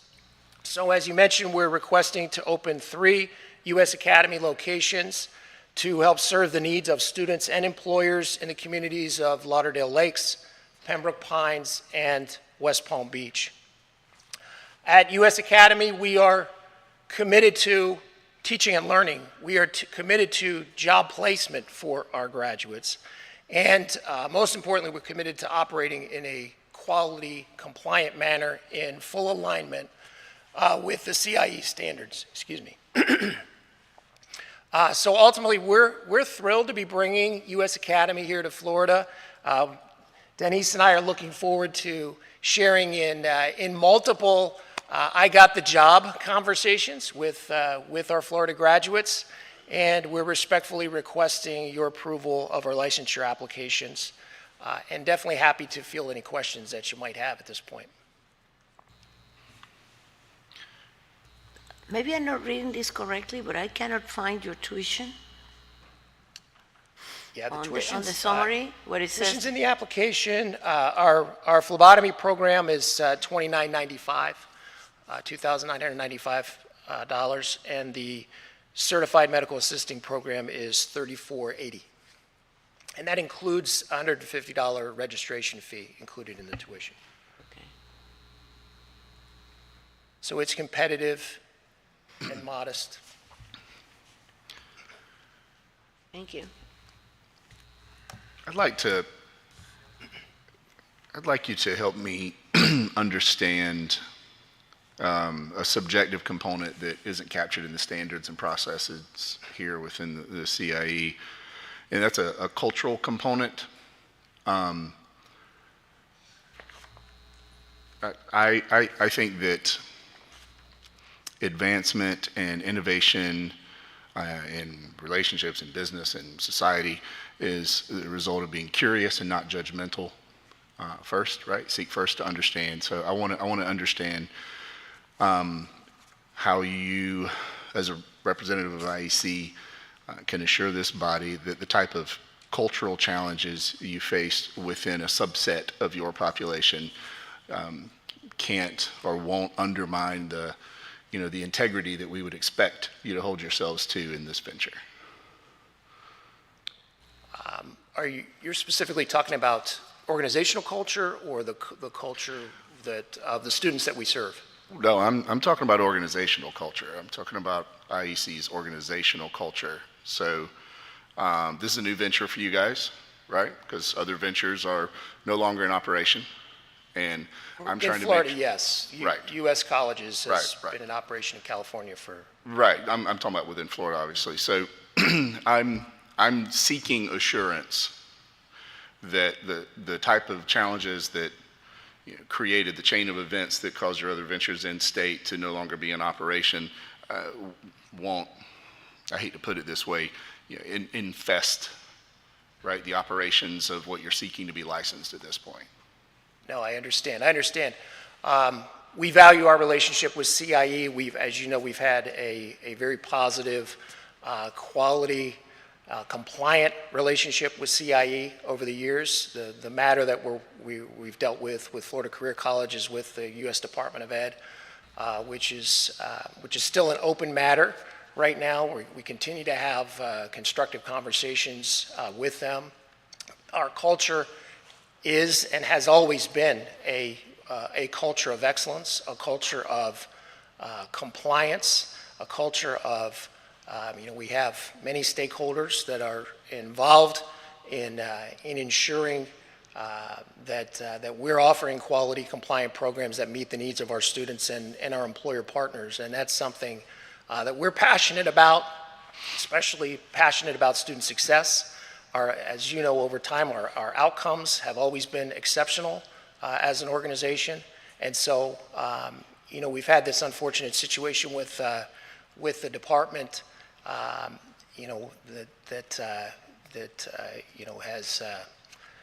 has certainly created a bit of a dark cloud. That's related to one specific matter, which we think that the consequences of that have been vastly disproportionate to the allegation. And I won't talk too much more about that because, Sure. Again, it's No, the I appeal, understand there's an that. active appeal. But our culture, one of the foundational elements of our culture is one standard of excellence. And that's a standard of excellence that we've deployed in U.S. colleges in California.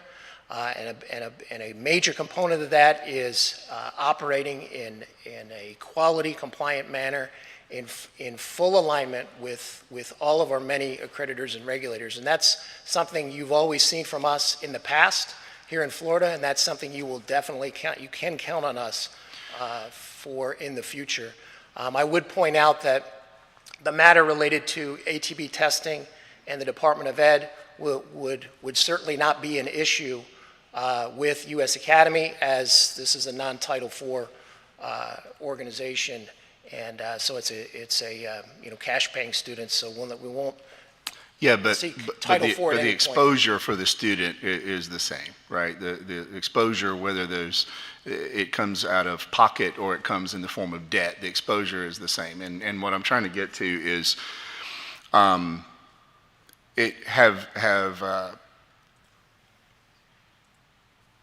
there been processes and systems put in place at the local, regional, whatever you want to call that level, to ensure that the type of culture that you're speaking about now isn't fragmented and doesn't allow for individuals to undermine what you're attempting to do, so that you could prevent that from potentially causing negative outcomes on students? So, look, here's why I'm asking this question is I didn't seek this appointment, but I accepted it and I take it very, very seriously. So student success is the primary and should be the primary goal of every person sitting in this room. And I want to make sure that the things that you're saying have systems and processes put in place to oversee that, so that we can prevent those types of occurrences from happening, not just deal with them when they do. No, understood. So, I'll reference U.S. colleges in California, which is, the parallel organization to what we would be operating here with U.S. Academy, and we have a network of quality control measures in place, both top down and bottom up. So in Florida specifically, is there a state director? Is there a regional person? Are there local people? Who is going to be where the buck stops to say the culture of student success and compliance that you're speaking about is executed at the frontline level? Yeah, that would be, to name a person, would be Eric Strauss, our general manager. But we're all accountable to that within the organization at Obviously, IEC, yeah. as well as our local Yeah. folks. But in each campus, we will have a team of administrators that will be there to support our students and ensure that our one standard of excellence that has been successful for us in the California operations is duplicated here in Florida.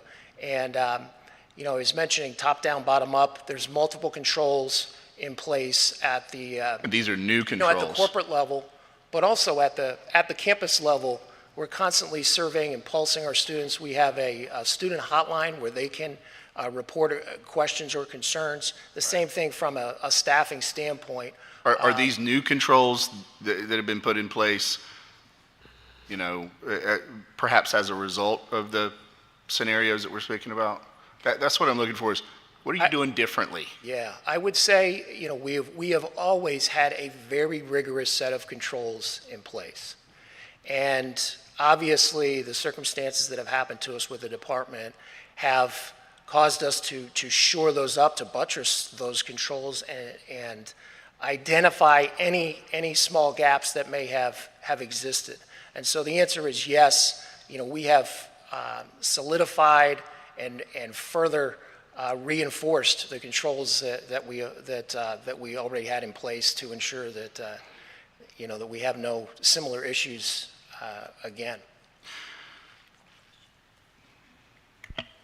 And so one of the issues in the other corporations seem to be the admissions coming in and ensuring that the students who were going to be admitted to this program were going to be able to complete the program to its fruition. Can you kind of speak to us a little bit about your admissions process and the ability to kind of evaluate these students as they're coming in the door to ensure that they will be able to successfully complete these programs? You bet, you bet. Yeah, our admissions process is very consultative. We, you know, we'll meet with students first. There's a qualification process to ensure they meet the basic admissions requirements. And then it's about ensuring goodness of fit on both sides. So our admissions professionals are instructed to and trained to interview students, to understand their backgrounds, to assess their propensity for success in the program. And if a student does not have you know, the basic predisposition to succeed, we will not enroll them in the program. So it's not for everyone. If they are, we do feel that they're a good match for the program and the student feels thoroughly informed and they feel like they're a good match for the program, it doesn't stop there. We continue to prepare them. We have an extensive orientation process. So everything about the front end is about setting the student up for success, ensuring that they clearly understand every step of the process, the pros and challenges that they may face in the program, so that we're setting them up for success and not disappointment as they progress through the program. That is picked up on the operations side of the equation as well, so that swarming the student with service mindset and service and support continues operationally. But admissions is about, ultimately is about transparency, access, and honesty. You know, the letting the student know, tell them the truth about what to expect both on the positive side, and this is college, so it's a challenging experience. There's obligations they'll need to live up to as students, and we make that very clear to them as well on the front line. Are you anticipating utilizing the ability to benefit test for these students? We will not be using the ability to benefit test. That is associated with Title IV qualifications, and this is a non-Title IV program, so no ATB. Nor do we offer the ATB within any of our IEC organizations.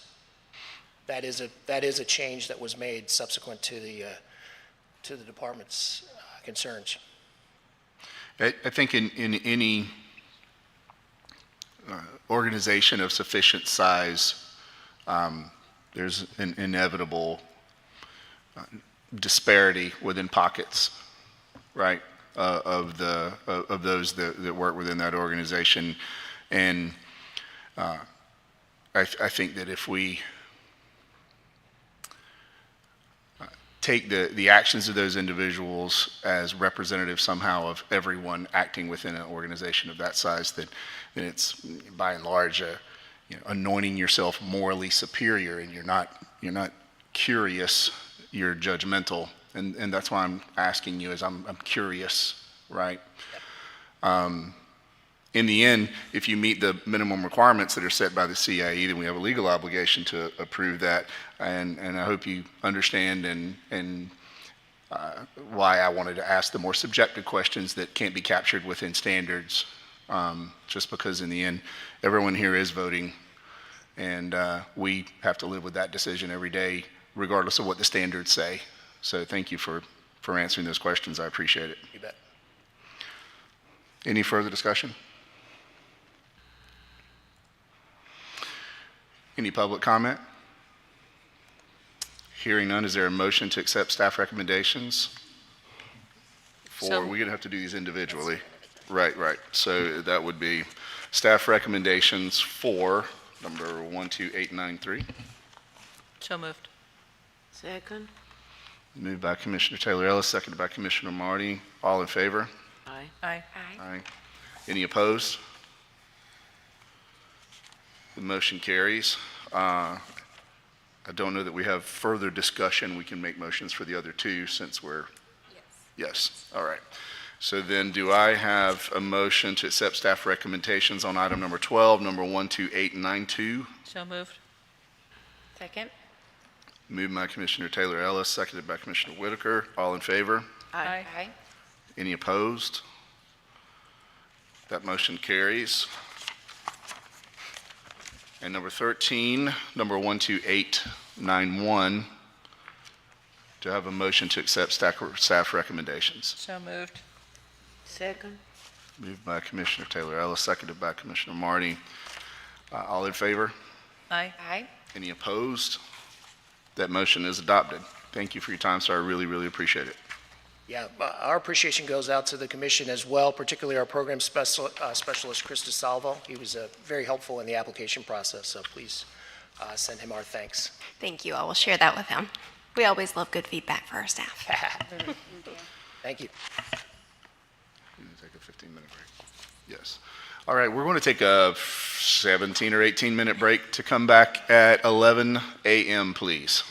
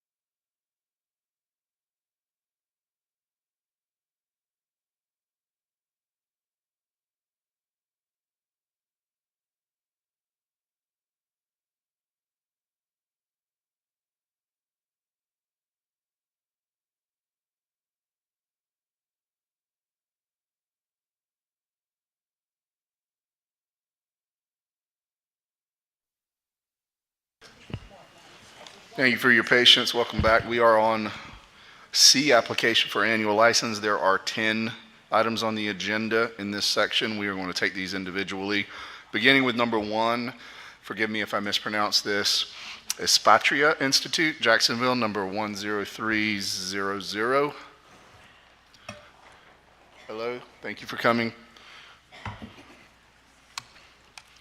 Did I say that correctly? Yes, you did. Good morning, Gemma Nieto, consultant. I'm Bridget Vallis. I'm the registrar. Hi, good morning. I'm Dr. Jose Garcia. I'm the president of Patria Institute. Timothy Johnson, legal counsel. Well, thank you all for being here this morning. So we are provisional moving to annual today. I'd love to hear about the first year within that medical assistant program. It went very well. We met our goal. As you know, I'm the CEO of American Care. We operate 26 medical centers, multi-specialty medical centers throughout the state of Florida. The purpose that we established as Patria College was to meet our healthcare workers shortage. So we started with, I think it was 14 students. We're having 9 graduating now in Jacksonville. Those students are rotating through our medical centers up there, and they have performing very well. All of them that are graduating will be getting a letter of employment offer if they choose to work with us. So things went very well for us. I heard you say medical centers, so there are multiple that you are... Multi-specialty medical centers, so we have an array of specialties: primary care, pharmacy, diagnostic imaging. Did you guys encounter any unexpected problems? No. Well, congratulations on that. Thanks. Commissioners, any discussion? Any public comment on this matter? Hearing none, is there a motion to accept the staff recommendations? Moved. Second. Moved by Commissioners Whitaker and Taylor Ellis. All in favor? Aye. Aye. All right. Any opposed? The motion to accept staff recommendation is adopted. You guys are on annual. Good luck this year. Thank you. Thank you, Commissioners. Thank you. All right. Number 2, Central Florida Institute of Training Incorporated, Lakewood Ranch, number 5889.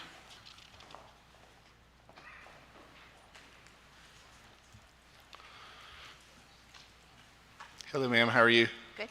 I'm Sabrina Smith. Thank you for being here today. Tell us about that first year. Was it everything you had hoped it would be? Yes.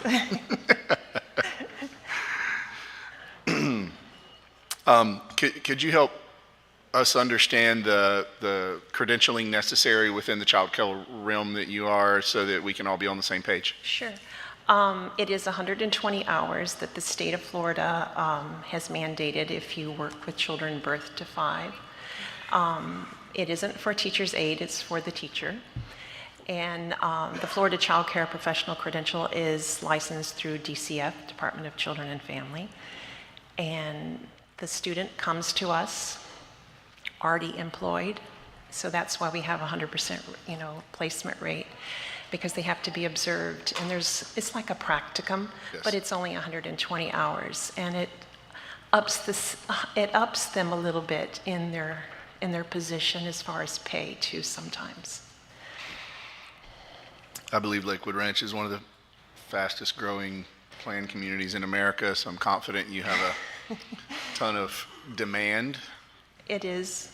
We are online, so we have students all over, but specifically Lakewood Ranch is a lot of traffic too. Yeah?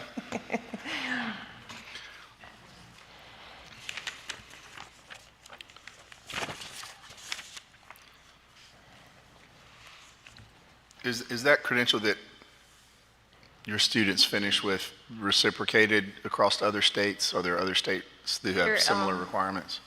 With this one, it's only for the state of Florida, but they can go on to get what they called a Child Development Associate degree, which is a national, which would carry them outside of the state of Florida if they would like. Okay, because when I heard you say you had students from other states, it made me curious whether what we were doing here. Right. Right. We don't actually do that accreditation for them, but they can come to us for training if they would like. Okay. Commissioners, any additional discussion?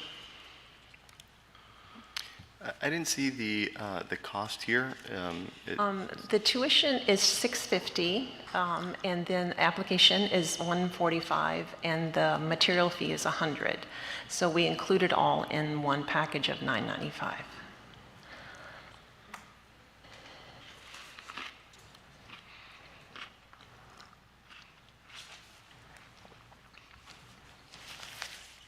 If there's no further discussion, is there any public comment? Hearing none, is there a motion to accept staff recommendations? So move. Second. Moved by Commissioner Stefano and Taylor Ellis. All in favor? Aye. Any opposed? The motion carries. Thank you Thank for you. being here today.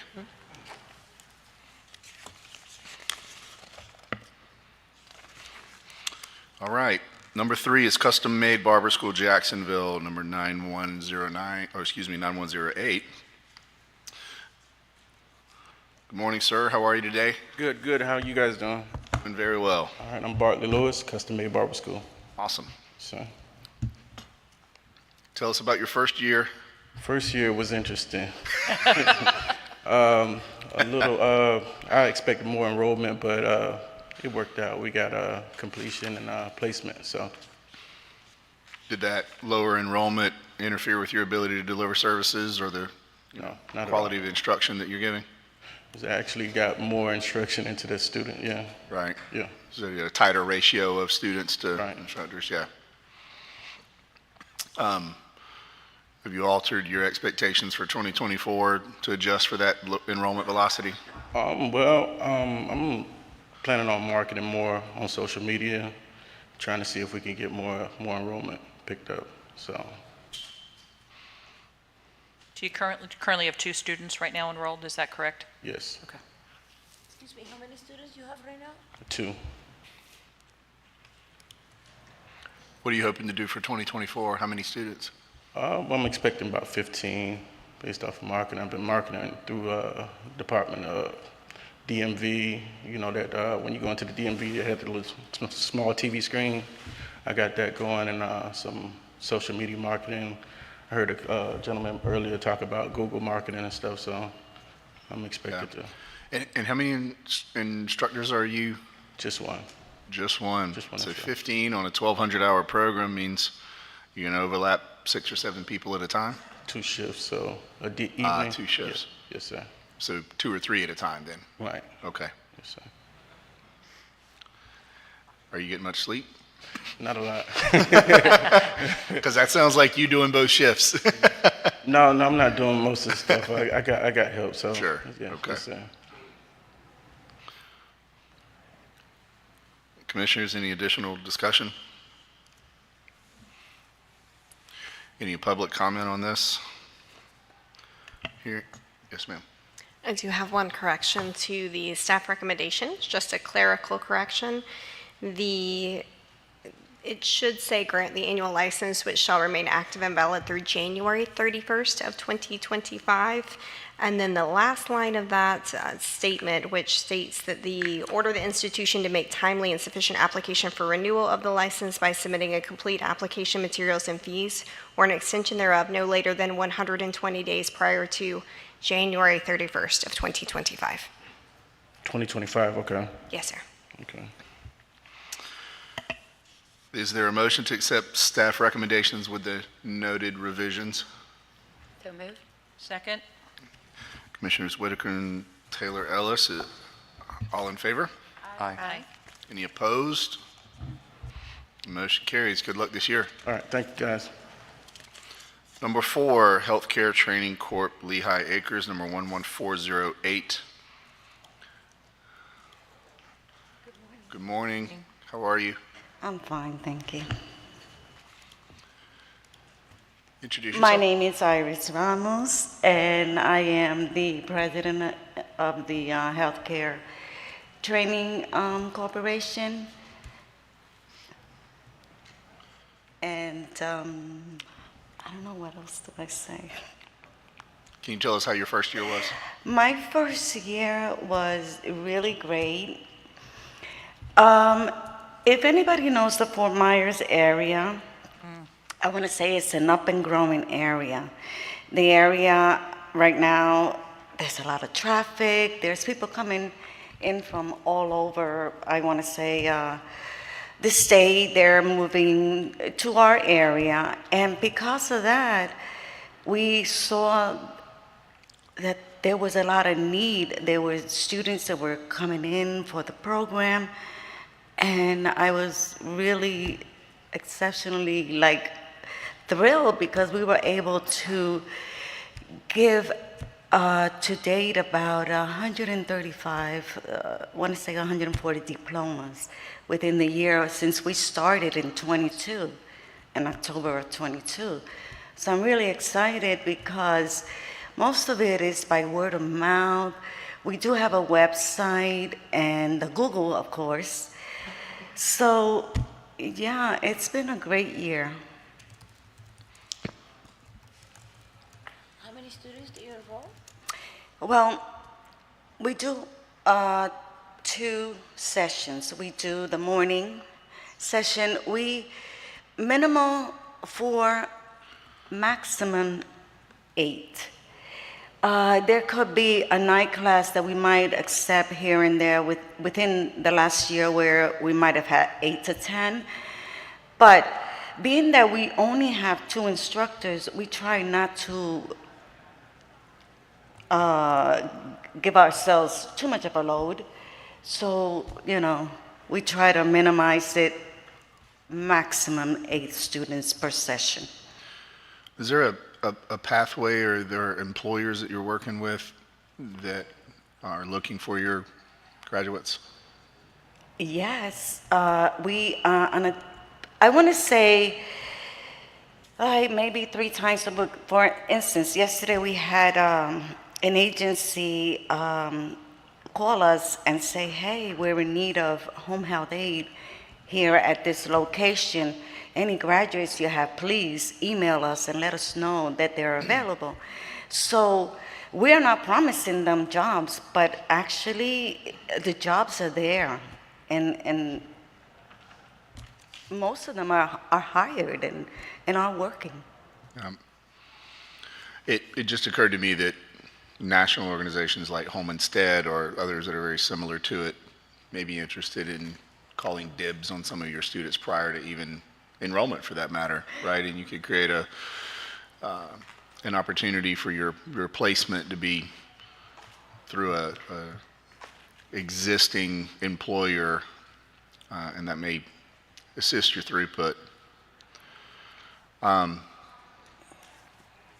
Lee County is the 2nd fastest growing per capita in the state, behind Central Florida and Polk, right? On a per capita basis, and it's expanding down there with a lot of folks who I'm sure need your services. Yes, sir. Commissioners, any additional discussion? No. Any public comment? Hearing none, is there a motion to accept staff's recommendations? So move. Second? Moved by Commissioner Stefano, seconded by Commissioner Taylor Ellis. All in favor? Aye. Any opposed? The motion carries. Thank you. Have a great day.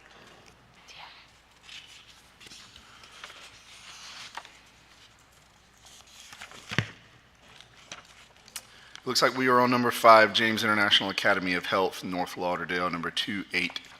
Hey Counselor? there, Mark Murray on behalf of James International. The owner, Miss Rayner, reached out to me and said that her mother has passed away and she is unable to make the meeting, and she didn't want there to be nobody coming up to the podium. So I said I'd be happy to come up and stand here. I don't know Enough about the school to answer questions you all might have, except that I believe they were placed on provisional for low passage rates and they were put on probation. They are off of probation. I double-checked with the Board of Nursing's website. They're approved. And I spoke with Ms. Rayner, and she said that the contingencies in the staff summary are just fine with her, and she, no problem with any of those. Well, you make life easy. Good. Do you agree with all that, Director? Yes, so the particular contingencies are mainly around this practical nursing program, which is correct. It is no longer on probation with the state of Florida. So we are requiring a sample of their PN disclosure, submission of their updated enrollment agreement, submission of a completed Form 604, submission of a financial statement of their controlling principles, and the number 5 is the submission of the remediation plan for the practical nursing program. So we are still asking for the remediation plan so we can ensure that they are going to remain off of probation with the state of Florida. Sound good? Sounds good. Yeah. All right. Commissioners, any further discussion? Any public comment? Please extend our condolences. Yes. Yeah, absolutely. Hearing no further discussion, is there a motion to accept staff recommendations as noted? So move. Second. Commissioners Stefano and Taylor Ellis, all in favor? Aye. Any opposed? Motion is adopted. All right. Thank you all. Thank you. All right. Moving right along, we are number 6, Man Cave Barbering School, Boca Raton, number 7818. How are you, sir? Doing well. How are you guys? My name is Robert Cobb. I'm with Man Cave for Men. There is a man cave at UTC in Sarasota, and I'm curious about how you guys are. You affiliated? Yes, yes. We, Man Cave barbershops, we have 28 locations operational, one in North Dakota, it's the only out of state, the rest are in Florida, and about 5 under construction.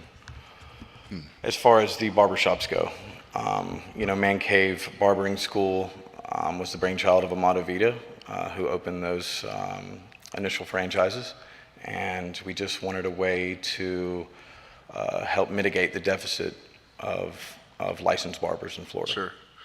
So are you a representative of the franchisor? I am a representative of Amada Vida and the actual barber school. I work, I guess, for the corporation per se, help run the day-to-day with the some of the logistics of the school, as well as all the barbershops.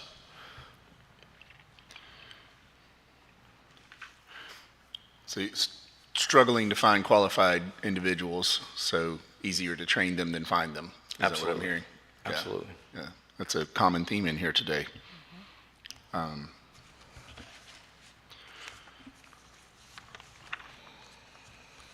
current enrollment is 3 students. Yes, ma'am. Their microphone. Sorry.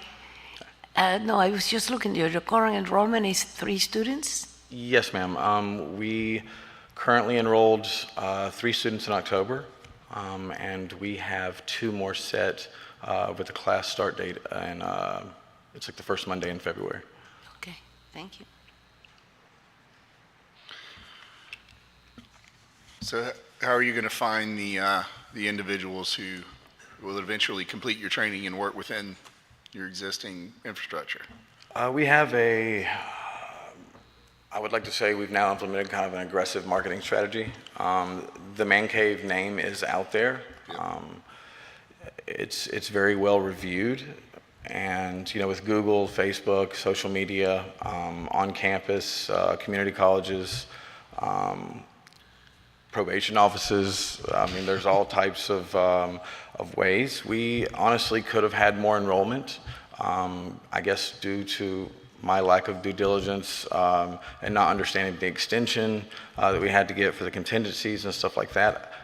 I wasn't really aware that we could enroll until probably mid this year. Once I finally figured that out, we had a lot of people I don't want to say on the back burner, but with interest, and I went ahead and enrolled them, and so now it should be kind of a steady stream. I mean, we don't want tons of students. We want it to be a quality education and experience. So I think right now we're on set to do exactly what we want to do.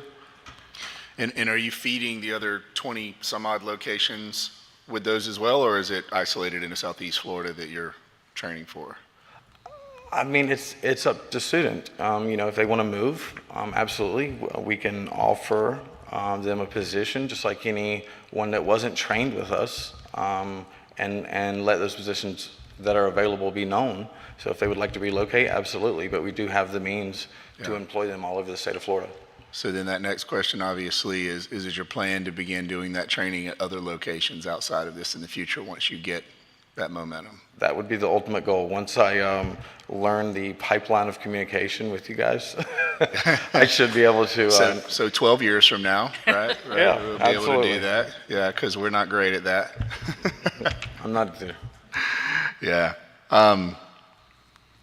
Well, in a world of where everyone is hiring, and I'm empathetic to that. So, commissioners, any further discussion?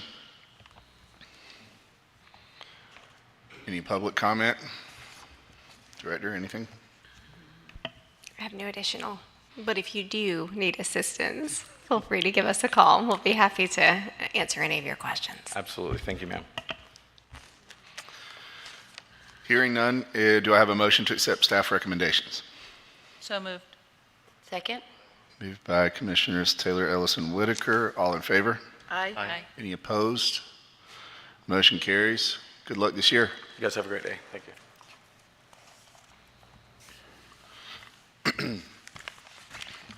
Number 7 is Military Transition Academy, number 7862. How are you, sir? I'm fantastic, sir. How about you, Commission? I'm glad to hear that. Thanks for having us out. Thank you for being here today.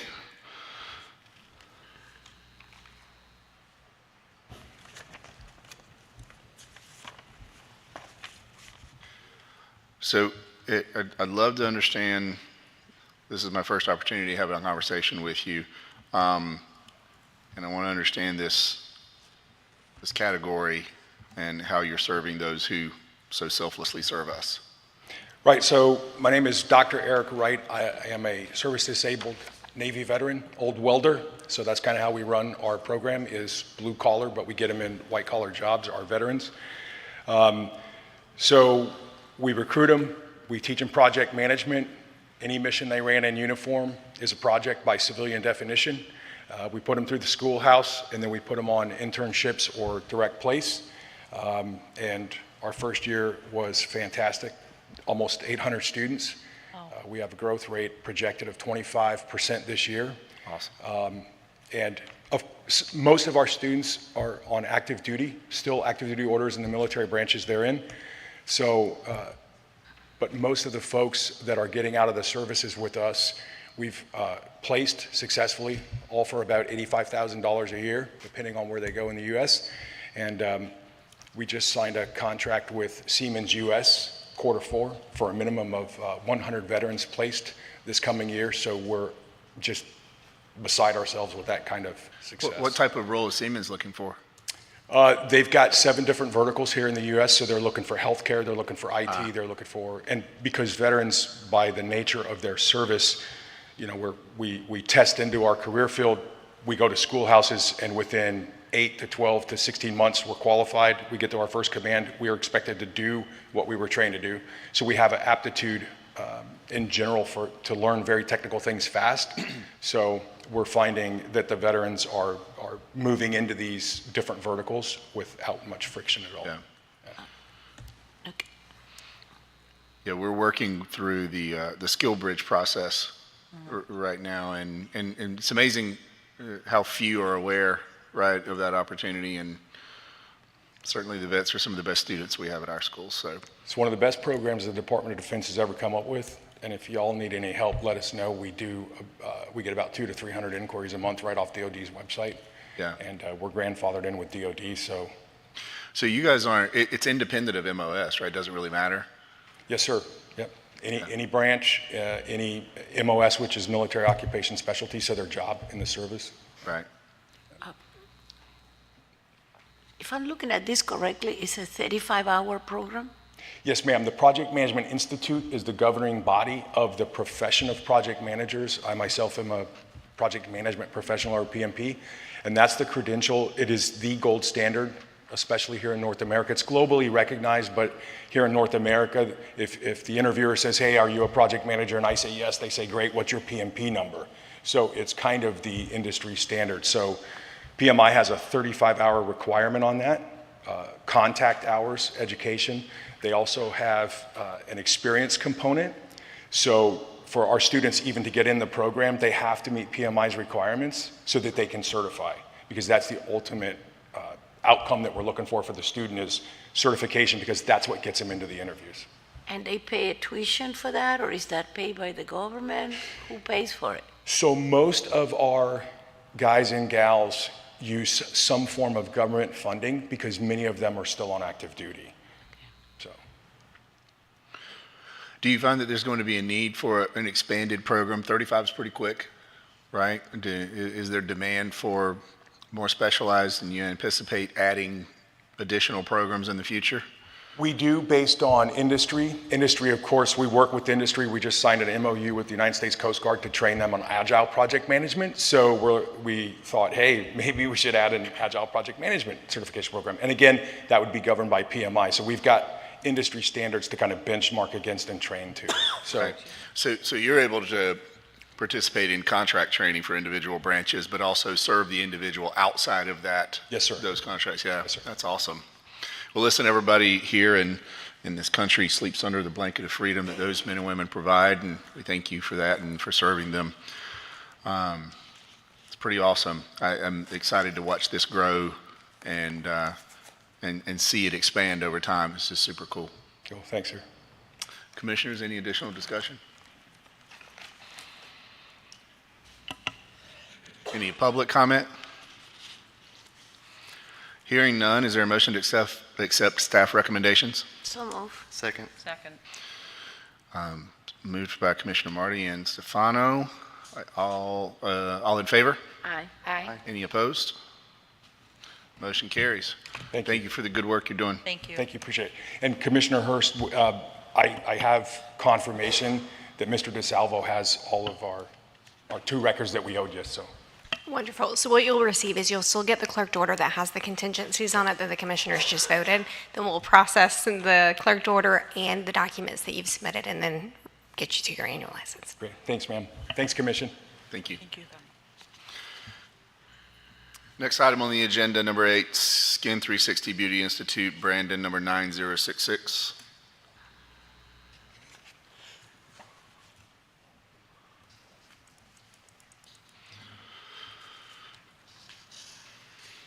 Hello, I'm Sharon Major from Skin 360 Beauty Institute. I'm the founder and the director there.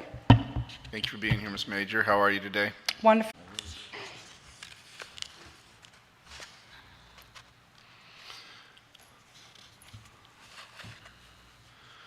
So tell me how the past year has been. That's a good, I see that face. It had some hurdles. But it was a very growing year. We went from 7 enrolled students in 22 to 27 Holy in cow. 23.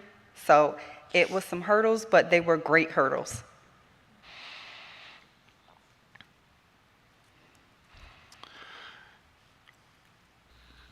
Have you managed to keep up with the infrastructure, staff, et cetera, necessary to meet that demand over this next year? Yes, of course, that was part of the hurdles with the fluctuation of the amount of students within that time frame. But being in the industry for so long and an educator, I've had students who came in as interns to help. And I have recently promoted a couple of them to becoming instructors. So that has helped out a lot as far as having the help.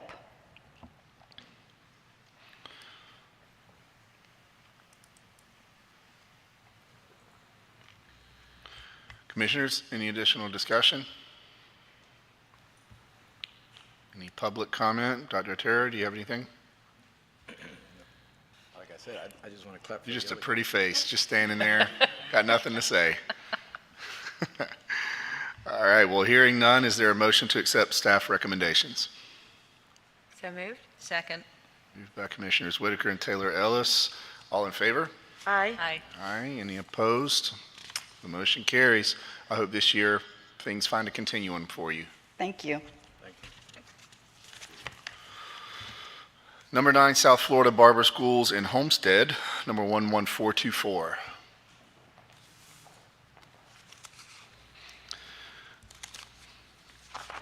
Good morning. My name is Alvareros. I'm the director of South Florida Barber Schools.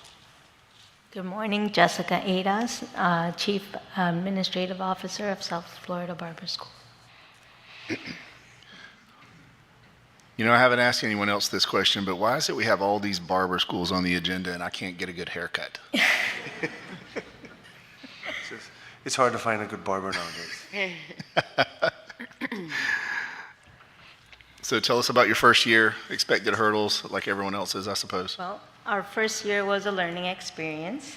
We had our first class January 2nd of 23, and we started with 3 students. To date, we have had 25 enroll, 4 graduated, 4 passed have their license, and we're just taking it one day at a time. But we see positive growth, and we're happy with that. Commissioners, any additional discussion? I just have a quick question around the hours. So it's listed as a master barber, 900 hours, and then restricted barber, 600. Isn't it a minimum of 1,200 in the state of Florida for? If I remember correctly, we made changes. It's the word master shouldn't be on there. Yeah, it's the barber program, which is 900 hours, Yeah. and the restricted barber program, which is 600 hours. Right. We made those changes for the provisional. And then that meets the Florida Department of Business. Yes, Okay. yes, it does. So most of the schools that have come before us are the 1,200, so I was just seeing if there was an issue with the number of hours. The barber program used to require 1,200 hours. They've recently changed the hours that are required, so 900 is now the full barber program and 600 is the restricted barber program. So you'll still see some that have operated under or were maybe originally looking at the old guidance from them that have just a couple of different clock hours, but most have moved now to the required ones, but the minimum required is the 900 for the full barber and 600 for your restricted barber program. So the requirements went down. Yes. That's why I can't get a good haircut. Now we know. You would think 900, plenty. What are your thoughts on we have healthcare programs that are substantially less required hours than the barber program. So I'm glad to hear it's gone down a bit, even though I can't find it. It's the shape of my head. It's not their fault. So. But do you think that's at a good threshold now, or do you think it should continue to be decreased? When we came into the industry, those hours were already implemented. They were already changed. So I really can't comment on the old hours and what was expected. I do notice that the differences between the 600 and 900 hours is that both of them teach you how to cut hair, the basics of cutting hair. And then the difference with the 900 hours is that you learn chemicals. So that would be the difference. For the coloring and. Yeah, that would be all the chemicals and coloring just for the 900 hours. Thank you. Commissioners, any further discussion? Any public comment? Dr. Otero, do you have anything to say about getting a good haircut? I know a lady in Hialeah. Needs somebody. Sorry, man. If we weren't friends, I wouldn't say that. Thank you for.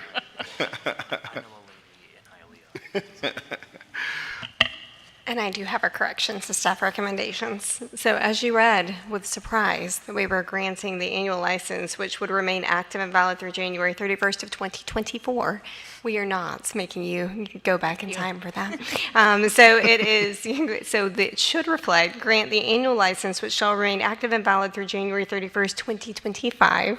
And then your last section is order the institution to make timely and sufficient application for renewal of the license by submitting a complete application, materials, and fees, or an extension thereof no later than 120 days prior to January 31st, 2025. So excuse us, we're still on the wrong year. It's always those January meetings, but that it should reflect January 31st, 2025. Thank you. So is there a motion to accept staff recommendations with the revisions noted by the director? So moved? Second. Moved by Commissioners Whitaker and Taylor Ellis. All in favor? Aye. Any opposed? The motion carries. Good luck this year. Thank you very much.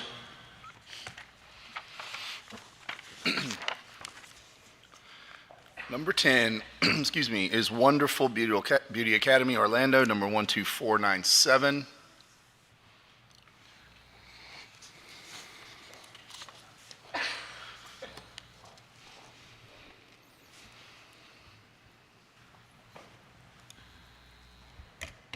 Good morning, ladies. Good morning, Adeline Harris, Wonderful Beauty Academy, CEO and founder. Good morning, July Fusaro, Administrative Assistant at Wonderful Beauty Academy, and I'm here to help her in translation in anything she needs. Awesome, thank you. We would love to hear how that first year went. Como é que foi seu primeiro ano? Muito bom, superou as minhas expectativas. It was very good. It went above my expectations. Nice, glad to hear that.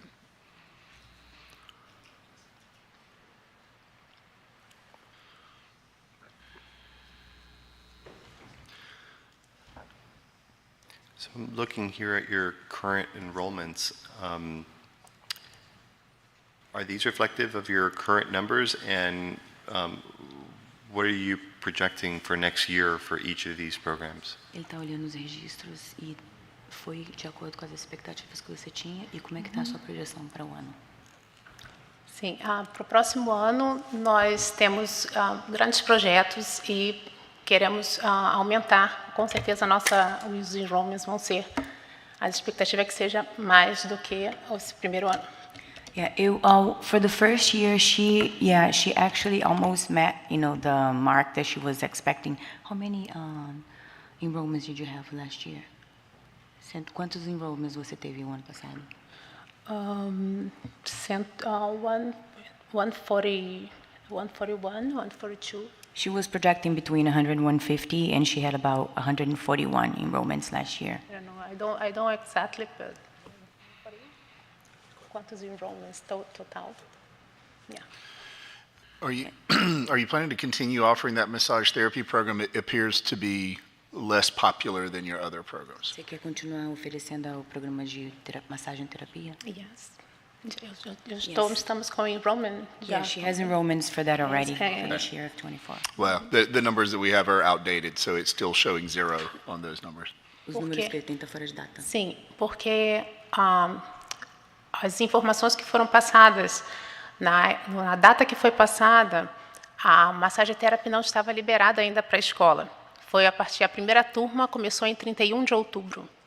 Because when they had the information that was passed on, they didn't have they were not ready to get, to have the massage therapy courses, done. So quando começou? October 31. It started in October the 31st.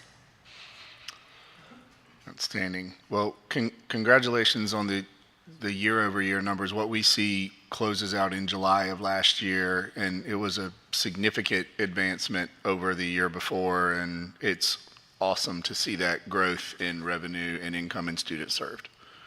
She understood that. Right. Okay, thank you.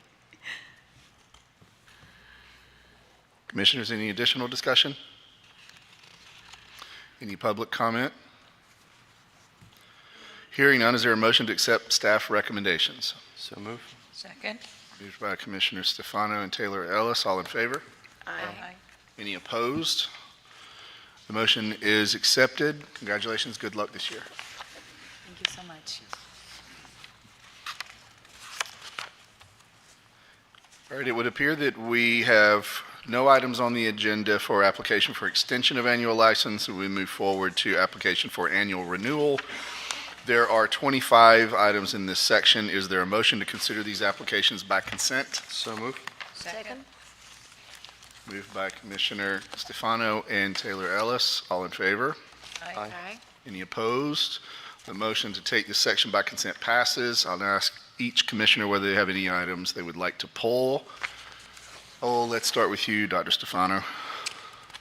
Number 11. Yes, sir. Same one. Same. Commissioner Taylor Ellis? No others. Commissioner Whitaker? And number 25. Yeah, 25. Yep. I believe the director had already noted 11 and 25, and we have number 4 additionally. Yes, I would like to pull number 4. So 4, 11, and 25.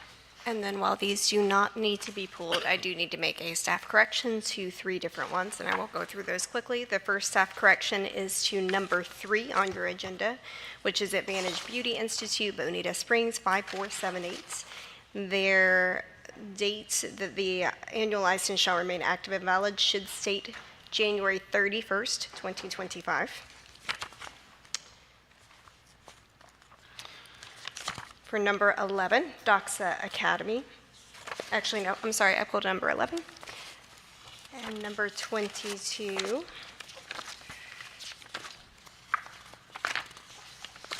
That is Roadmaster Driver School, Inc. of Tampa, number 1757.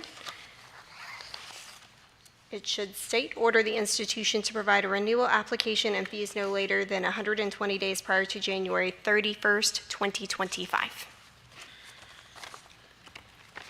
Is that all of this? That is all my corrections. Okay. So with that, do I have a motion to accept staff recommendations for items 1 through 3, 5 through 10, 12 through 24? So moved. Second? Moved by Commissioner Whitaker and Marty. All in favor? Aye. Any opposed? Staff recommendations for those items are adopted with the revisions noted by the director. With that, we can move to number 4, Alpha School of Massage Incorporated, Jacksonville, number 1870. Hello, Commissioners. My name is Adam Driggers, owner of Alpha School of Massage. How are you, sir? Very good. Thank you. Glad to hear it.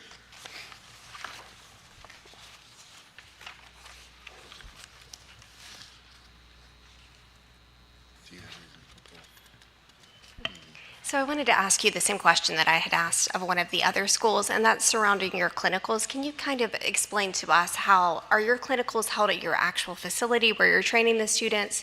Do your students go out to other clinicals to be trained?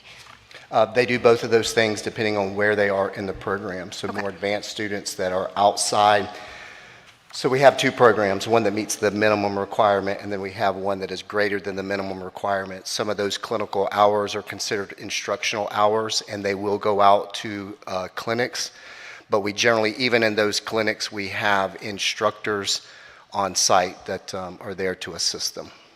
And that was going to be my next question. So for both your facility, and I'll break it up into both. So the students that are going to the facility themselves, when they're doing the clinicals for the massage, are the instructors in the room with them, or are they on the premises at all time? They're on the premises at all time. They are not in the room. They do have access to the rooms, and they do enter the rooms from time to time and check on the students, but they're not in the room with the service. But they would always be on premise? Always on premise, always have access to the student massages, yes. Okay. And so the same question for the other program, the expanded program? Yes. So that you would send an instructor that's from your school that would be supervising them, and they would be at the facility Yes, at all times? and you guys have the, is it Form 402? Forgive me for not knowing. You guys have Form 402s for those specific instructors at those. They're not necessarily satellite campuses, but yes. You also have the agreement, and I'm sorry, it's an internship agreement. I think you guys have those on file as well for us. Yes, thank you. And then the same question that I asked for them, are these students compensated? They are not compensated, no, In neither one of the programs? neither.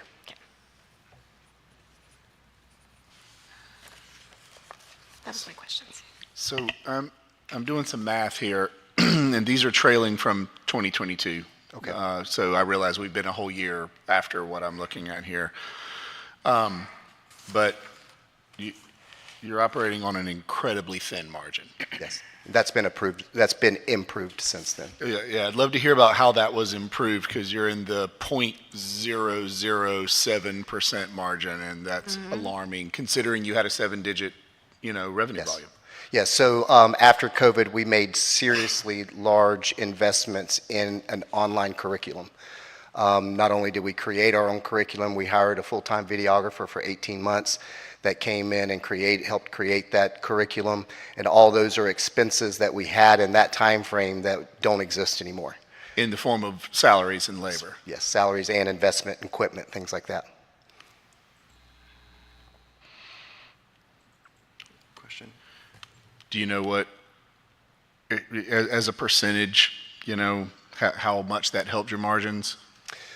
Just the salary over those 18 months was about $70,000. And then we made equipment investments of over $50,000. So you saved $130,000, $140,000 a year off that. Wow. Yeah. Yeah, in 2022, it looked like a lot of work for not a lot of return, and I just Yes. wanted to make sure that wasn't. It felt that way as well. Yeah, I bet it did. That's why I'm asking is. But we did have a sharp increase as we went into the hybrid model. Right. We had an increase in enrollment because we've made school much more convenient. So for instance, where we graduated 68 in 2022, I think we had 68 graduates from our massage program. This year we'll have nearly 90. I think it's 88. We also had an 8% increase in our first-time pass rate. Okay. So, okay, this is a massage. Therefore, they're doing things online, but what portion of the program is actually the students doing the massage? Sure. So it's a hybrid program. So based on the guidelines from the massage board, 212 hours can be delivered online. The rest is delivered in person. And of course, with the massage world, that's all the hands-on and the clinical is done. Hands-on training and the clinical work is done live. Thank you. You're welcome. The question I have is, after investing such a substantial amount in high-quality online content, are you licensing that content to other providers and making revenue? Okay, good. We are, yes. Making sure that isn't a missed. We actually have our first opportunity. contract draft For you. in email right now, so we are doing that, yes. That's awesome. Thank you. So one last thing on this is, and again, I know these are 2022 numbers and we don't see the advancement that you've made, and I'm looking forward to that. But 30% of your revenue went into your expenses as quote unquote miscellaneous. And I wouldn't ask about it if it wasn't 30% of your revenue. Yeah, no. So, for instance, the videographer would have been straight salary, so that went into our salary expense. And then we also, the equipment went into equipment. We didn't just write it off as miscellaneous or supplies. So that's spread out through our expense categories. Right. Yes. So when you submit the review for 2023 that I'm sure you're probably already working on, those would end up being itemized out so that when we see you next year, we don't see a massive number thrown into miscellaneous, which is always a red flag for me. Yeah, So right, just right. chat about it next year, right? I'm sure you get it cleaned up. Okay. Commissioners, any further discussion? Congrats on your IP and scalable monetization of it. That's awesome. Yeah, thank you. Yeah, absolutely. Any public comment? Hearing none, is there a motion to accept staff recommendations? So move. Second. Moved by Commissioner Marty and Commissioner Stefano. All in favor? Aye. Aye. Any opposed? The motion carries. Good luck this year. Thank you, guys. Next would be number 11, Doxa Academy, Melbourne, number 6051.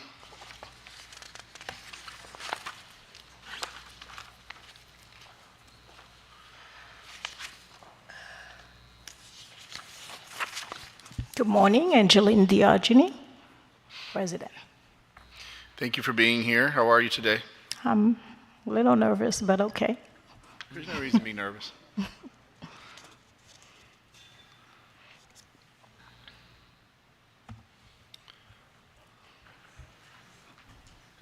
While the commissioners are reviewing that, can you tell me where you got the name for your academy? Does it have a meaning for you? Doxa means glory. I got it one time I went to church in Port St. Lucie, and there was a church who came with the name, and I heard the Lord telling me that's the name, and when I asked my advisor if it was still available, he said yes, so I adopted it. All right. Glory. I like it. It's a beautiful name. Thank you. It's a Greek translation of kavod. It's weightiness. Thank you. What was that? It's the Greek translation of kavod, which is the Hebrew word for glory, and it refers to someone's weightiness. So imagine that a king walks in a room, and we're in, in a different era. Well, it isn't just a human being that walks in the room. It's a weightiness of his stature because of who he is. So glory, doxa, means the weightiness. Well, now I like it even more. That is super cool. So the numbers we have trail for 2022, and there is a significant increase in your liabilities from 2021 to 2022. You did make a little more money, and I'm happy that that increase in liabilities didn't offset that, but it's a number large enough that I need to ask about your ability to maintain those liabilities going forward, especially considering you had negative working capital during that period. We are doing much better, and the reason we had the liability, because November 2022, we were able to buy our own building. And after we were blessed with the building, when I went to Melbourne trying to get our business tax receipt, they inform us because the building used to be occupied by an attorney. We had to apply for a special permit to occupy it as a school. So during that time, we were paying a mortgage, and then we still had to pay for rent where we were on Babcock. So we had more expenses, plus they also, the city also wanted us to put an elevator. So all of that were expenses we had, so that's why it was lower. But since we've been able to move in since March, we don't have the extra expense. We've also have partnership now with Medca, Dwyer, and Career Source, who've been able to send us students. So financially, we're doing better with the 3 programs that we've been able to partner with. That was one of the best answers anybody has ever given up here, and I really appreciate that. Yeah, it's so awesome that you know exactly what I was talking about and was able to articulate it, and good for you to own your own building. That's so cool. I hate they made you put an elevator in it. That sounds expensive. I bet. Yeah. But I'm happy to hear you're on the ETPO for Career Source, because they serve some of the most vulnerable people among us in the population. So outstanding. So my last question was, you made a steady increase from 2020 in enrollments to 2022 or so, but we don't have last year. Do you know what it was? I don't have the number, but I will send it to you. But we increased from maybe 4 CNA students to currently 26. Because now that we have all the help, that we just flooded with students. 26 in total? 26 CNA just for this month. Oh. You got 5 different programs. Do you have now students in all 5 programs? I don't have any for patient care technician, but that's because Florida, they mostly use CNAs, not PCT. So we don't have patient care, but every other programs, yes. Commissioners, any further discussion? Yeah, could we talk about the pass rate for your practical nursing program? Last time I checked, for the first quarter, we had 84%, and I have to wait to check for this year.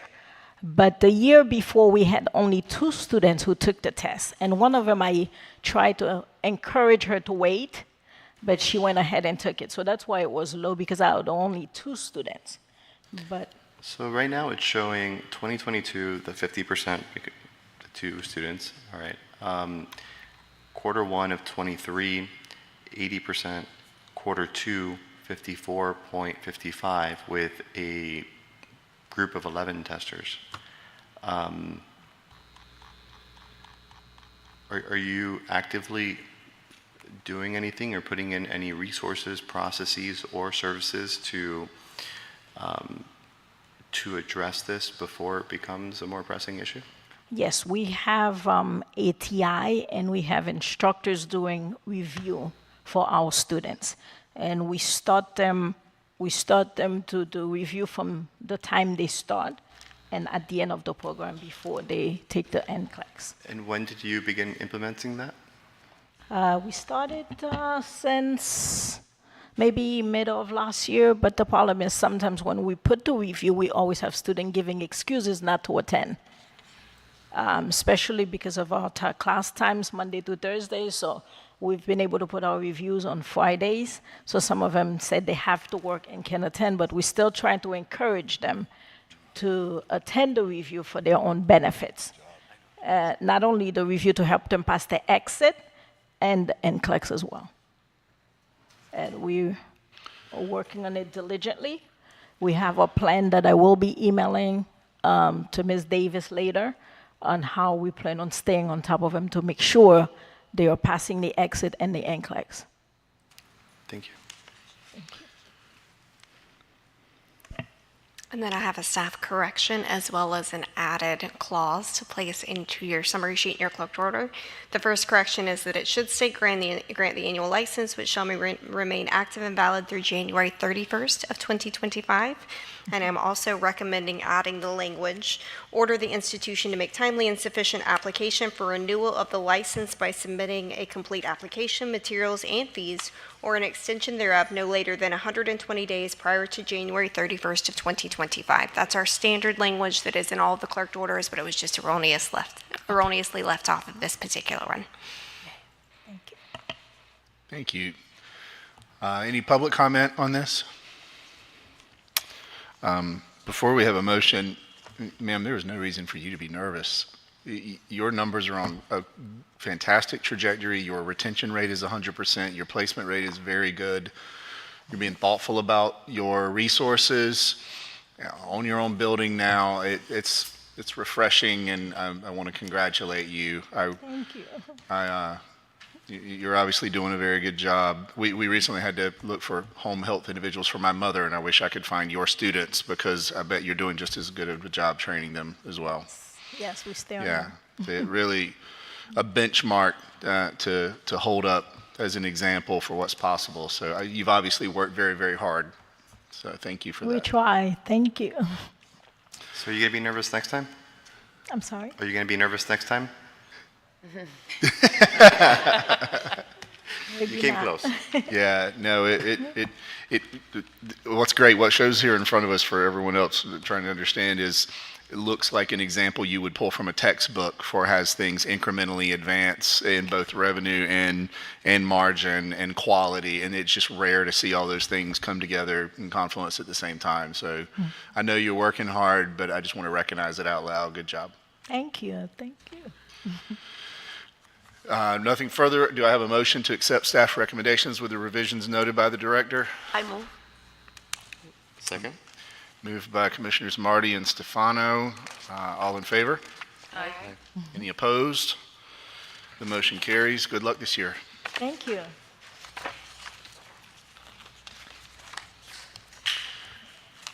With that, I believe we are to number 25. Vocational Training Institute, Green Acres, number 3790. Are you proud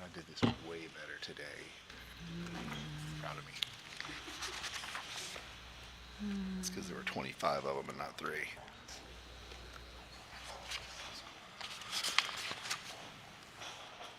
Oh, this is the one. Good morning, Commissioners. My name is Claire Excellent. I'm the Director of Vocational Training Institute.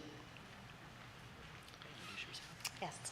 Hi, I'm Tanya Gonzalez. I work with Vocational Training Institute. Thank you for being here, ladies. Mark Murray, Legal Counsel for Vocational Training Institute. Everybody's doing it. Dr. Jose Otero, Otero Consulting Group.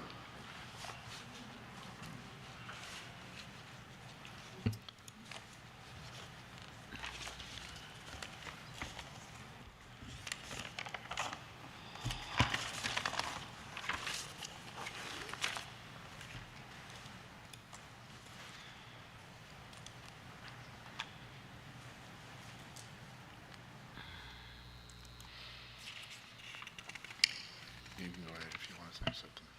Okay, so we have a couple of questions surrounding your clinical affiliation agreements, and that is specific to your clinical agreement with Bayfront Health Port Charlotte Hospital. So I am aware that you had this agreement in place through June 25th of 2023. Is that correct? Yes. And then staff had requested that we received an updated agreement for this particular clinical, and we were provided an updated agreement for the clinical. But my concern is that the agreement that we were provided it appears to be identical to the original agreement that expired in 2023, except that there was a page insert which now states that the clinical agreement is through 2025. Can you speak to me a little bit about that agreement, why it's not a brand new agreement with the actual clinical facility that goes through 2025, or your interactions with them and why we received what appears to be the same contract with a individual change in one page number? Yeah, they just sent me the page for additional year, for 3 more years.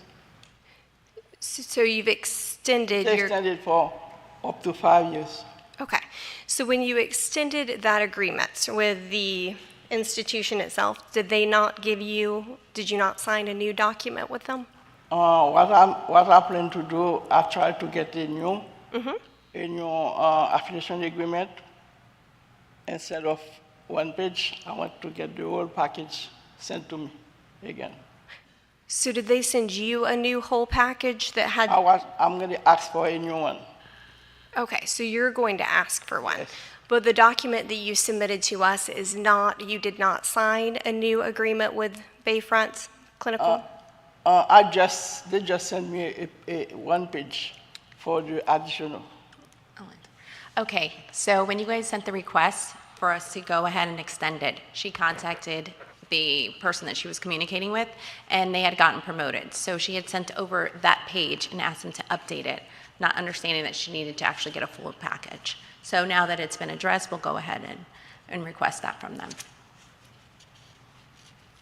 Just to make it clear what the issue is that the commission has before it what was represented as a new agreement that is identical in all respects to one that was signed in 2020, except one page of the agreement is different, and the signature page was very clearly photocopied from the agreement that was signed in 2020. It's even dated 2020, but it was represented to the commission in your application materials as a new agreement. Understood. Does that make sense? Yeah. Well, But to me, I'm yes. trying to get a new one. I mean, full new application, affiliation agreement application. Instead of one page, I'm going to request that. Or I can find the affiliation agreement close to my place, but they want us to have approved first by the state before they can like St. Mary Hospital, I try to local hospital, they want me to be approved first before they can give me an affiliation agreement. Go ahead if you want. And that's sufficient. We would want you to get in an agreement, but when we request that you get an agreement that's the extended agreements, we do not expect that the agreement that we receive is not a complete application that has been submitted, because it does appear that this is misleading to the commission in order to get an annual license when we're being submitted clinical agreements that are photocopies of, or what appear to be photocopies of the original with a page insert, because that's not a new contract. Even if you get an annual renewal of a contract, typically that requires you reaching out to the hospital itself, you signing an annual renewal that's agreement between yourself and the institution that they're going to have you have their clinicals there. So with the current documentation of this, there is severe concern about the actual clinical agreement between yourself and Bayfront, and if it does extend through through 2025, or if this was just added into what we already have. Counselor, does this make sense? Yes. Let me jump in. It makes sense. What I'm hearing from them is that they reached out to the facility. It wasn't like they were in any intent to defraud the commission. So, I mean, if that's something that you guys want to pursue, if you believe that there's been fraud committed on the commission, that's probably a different proceeding than what's going on right here. But, I mean, their representation to you is they reached out and this is what they received. So there was a verbal agreement or some sort of agreement to extend. What we need to do now, obviously as a contingency, would be to get you the full, newly executed agreement that would cover these times, and then if there's additional proceedings that you guys want to do, we would tackle that at that time. The concern arises from the fact that you can take both the one that expired and the one that was provided, lay one on top of the other, hold it up to the light, and every detail is exactly the same. Yeah. So that creates the idea that perhaps the agreement was just edited without Bayfront being involved in that discussion and sent to the commission. I mean, you're an attorney. Would you recommend a client edit an agreement with an organization like Bayfront on one singular page and then send it to someone else? I wouldn't recommend it, but I have seen that kind of stuff happen. Sure. If this signature page was a page with a signature that was like, the dated was more recently dated, I'd certainly be really concerned. But I mean, the fact that it looks like they've submitted the original agreement, right? But the date has, the length of time has changed. The agreement itself extends beyond the date that it was signed. Right, so then it comes down to... So there were no new signatures. It would appear that no one at Bayfront signed the agreement, or perhaps maybe weren't even aware that an extension was being discussed. And that's what we'd have to find out. To be clear... Were they aware of that, right? To be clear, the agreement is the same as the one that was signed in 2020, down to the signature itself and the date on the signature page. Everything is equivalent except for one of the intermediate pages has been changed to extend the agreement to 2025 and a contract dated and signed in 2020. It's a very bizarre... Right, and I think what she's representing is that she made that change. It wasn't a brand new, where she was saying this is the brand new agreement, but that this was what she had received from them when she asked for an extension. And that's what we'd have to explore. Yeah, I think that there's two ways to go about this, so or two concurrent requirements I think we're going to be seeking, and one is that we produce an obviously new agreement, and we're going to request that agreement be notarized by Bayfront. Seems like a pretty easy thing to do, right? I'm confident they have somebody who's a notary over there. Sure.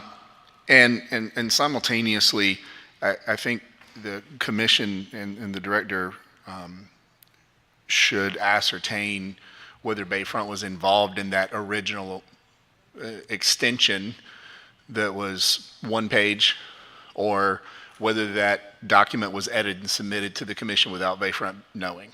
And we need to know that piece of information, because I think that would, Counselor, would that constitute fraud? Conceivably. Okay. So submitting something that is knowingly falsified to the commission, I think, would be egregious, and we need to make sure that that did not occur. It would, of course, depend on whether, on what the intention was. Right. In the submission of that document, and that would be disclosed by whatever evidence is adduced in the course of an investigation. Yep. Which is why I was saying a separate, I mean, when you're investigating intent, that's very factually intensive, so. Of course, which is why I said earlier, we choose to be curious, not judgmental. Yes. So with that, staff would recommend the addition of a couple of contingencies surrounding this situation, if you would like for me to read them out. So we would recommend the contingency of submission of an updated executed clinical agreement or executed amendment to the agreement with Bayfront Health Port Charlotte Hospital to demonstrate the terms of the agreement have been extended or the contract has been renewed. This should include updated signatures for all parties to note any changes being made to the original agreement and be notarized. The second contingency would be submission of a detailed explanation for how clinical sites located 50 miles or more from the school will be utilized. At a minimum, this should include how students will be notified of the travel requirements, how often this facility will be utilized, if travel arrangements or other accommodations will be provided for students, why this facility is being used over other facilities with a closer proximity, and any other relevant details regarding the institution's plans regarding these sites. Delegate authority to the executive director to add the new program when the contingencies are timely fulfilled. Order that the contingencies must be fulfilled and all required materials received in the commission office within 90 days of the clerk to order. Do we also want to have the commission direct the executive director to conduct an investigation into the circumstances? Yeah, I think the addition with that is the commission would direct the executive director to investigate the circumstances around that extension that was submitted to us. Do we want to order them to appear at the next meeting? Is that enough time? Or May? I think May, because it's probably not enough time before, right? Yeah.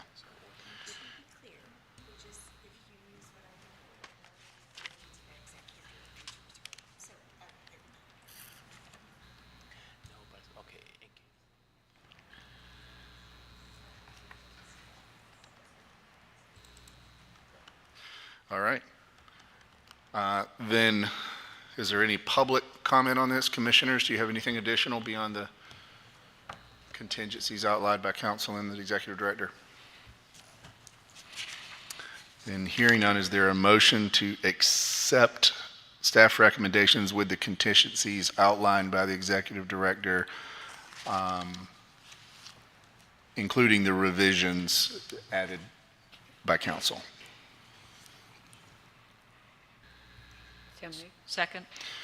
Moved by Commissioner Whitaker and Taylor Ellis. All in favor? Aye. Any opposed? The motion carries. Thank you for being here today, ladies. Okay, thank you, Commissioners.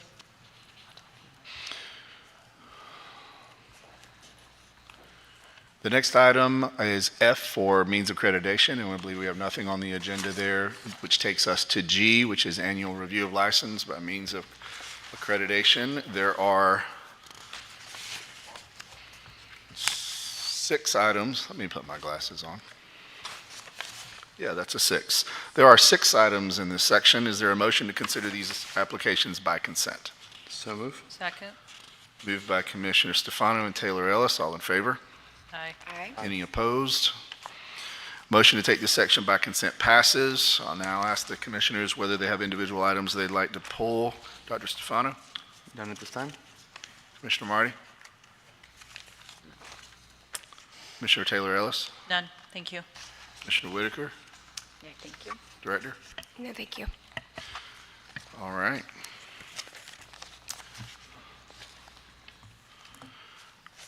Are there, I should ask for public comment on these before we make a motion, right? Yeah, since we have approved the motion to take these by consent, is there any public comment on any of these items? Nope. Then is there a motion to accept staff recommendations on items 1 through 6? So move. Second. Moved by Commissioner Stefano and Taylor Ellis. All in favor? Aye. Any opposed? Motion passes for staff recommendations and are accepted for those institutions. Which allows us to move to H, application for program approvals and modifications, and there are 3 items.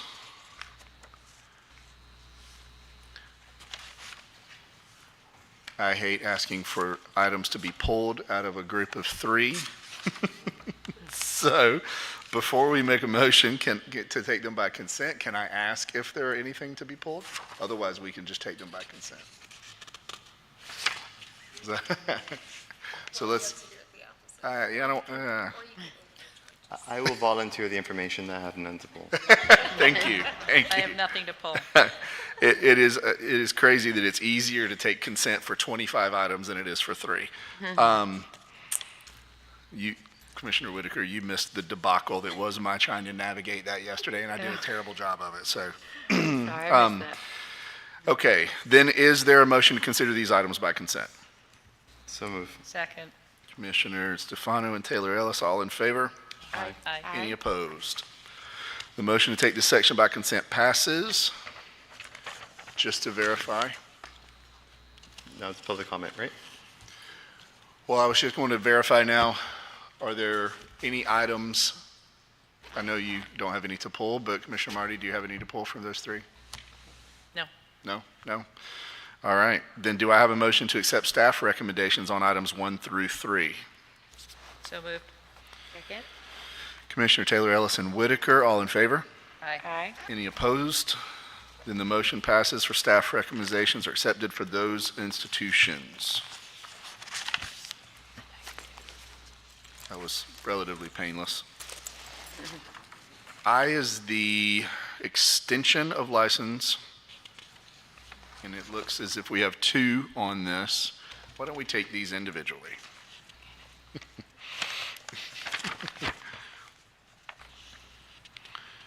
Number 1 is Onyx Nail Academy, LLC, Jacksonville, number 10151.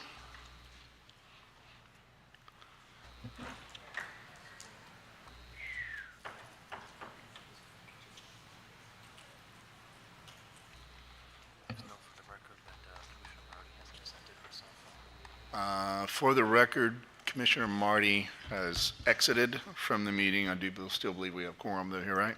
Okay. Hi, good morning, or good afternoon now. Good afternoon. How are you? Commissioner. I'm great, thank you. I'm glad you came up. We were about to take that by consent, and we would have not had the opportunity to speak with you directly. So you came all this way, and I'm glad that you're up at the podium. Oh, it's okay. It's wonderful to meet you. I just wanted to say hi anyway. Okay. It's okay.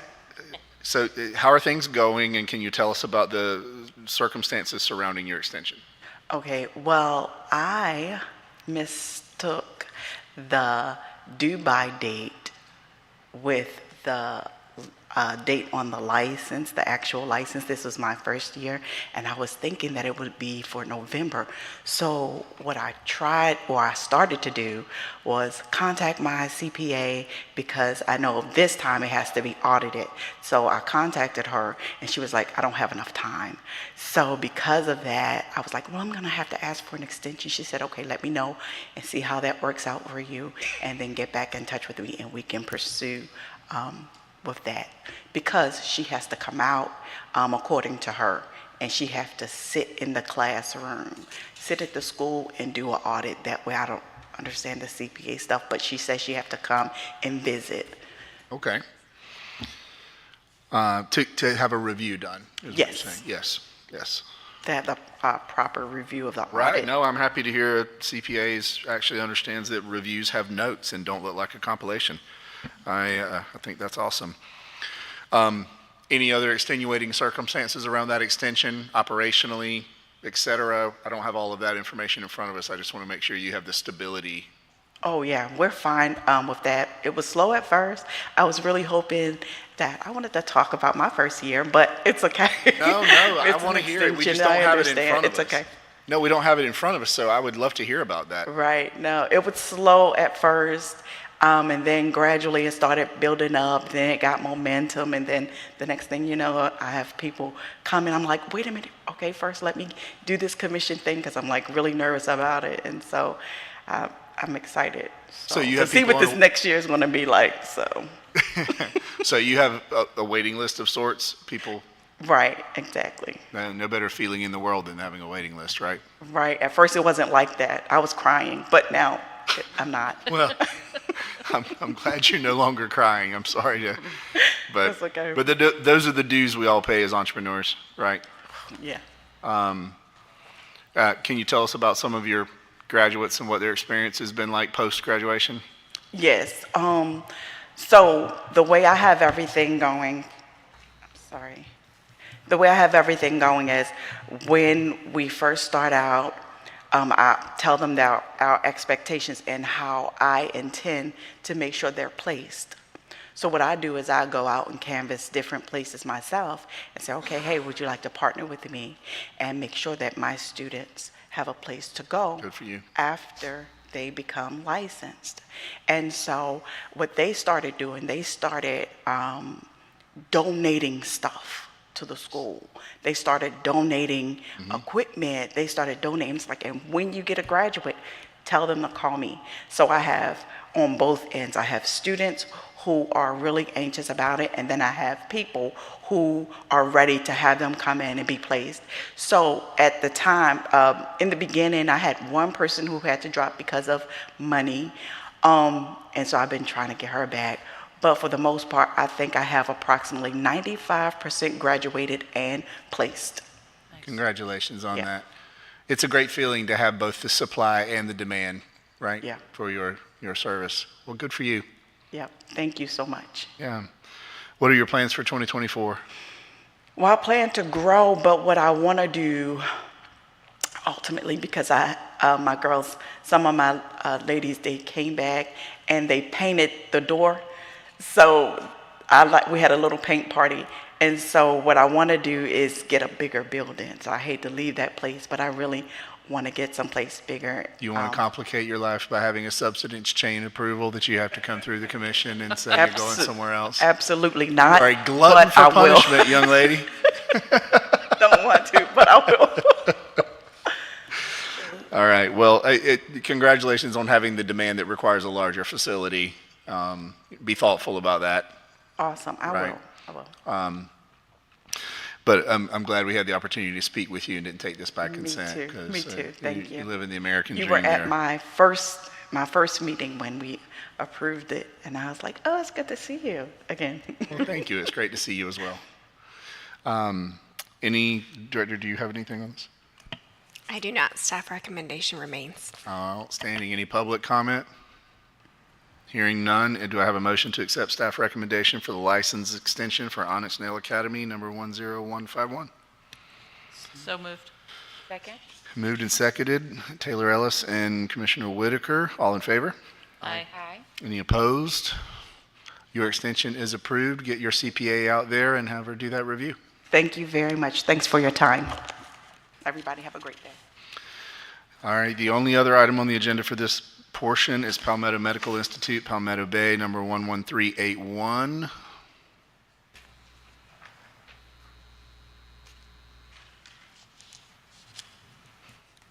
How are you, sir? I'm good. My name is Emil. Good afternoon. I'd love to hear the circumstances that brought about the need for an extension. Yes, because in 2022, when we started, we started having students from October 2022, and the financial was not good. And I realized that the 2023, the financial approves. So, and I talked to my CPA to give me another review with my application. That's why I asked for the extension. And the items that remain for you to put together, are you capable of having those completed within the time period?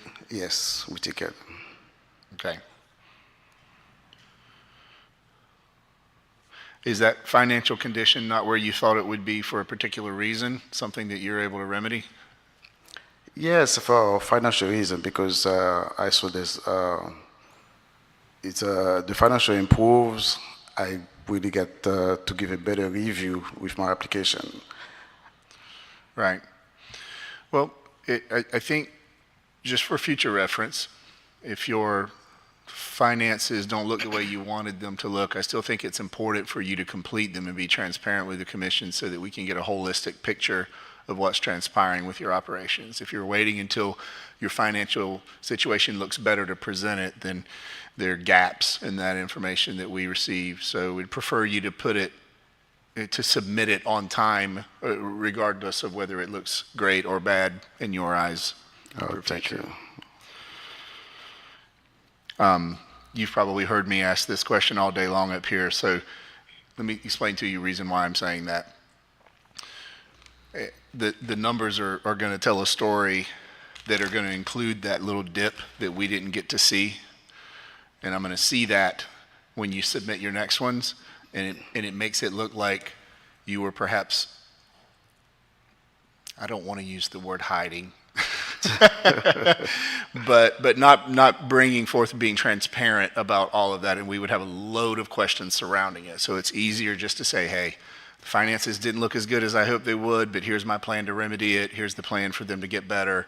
And I think that transparency will help all of us, and it'll help your trajectory as well. Yeah. Thank you. Okay. Commissioners, any discussion? Any public comment? Hearing none, is there a motion to accept staff recommendations for the extension of time to comply for Palmetto number 11381? So move. Second. Moved by Commissioner Stefano and Taylor Ellis. All in favor? Aye. Any opposed? The motion carries. All right, thank you so much.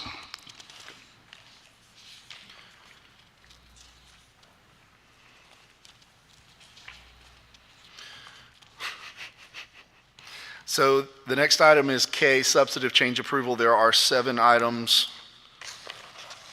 and we will take these individually. Obviously, there is no write-in number 11 on there, right? Yep. And we will begin with number 1, Artistic Nails and Beauty Academy, Lakeland, number 4365. Come on down.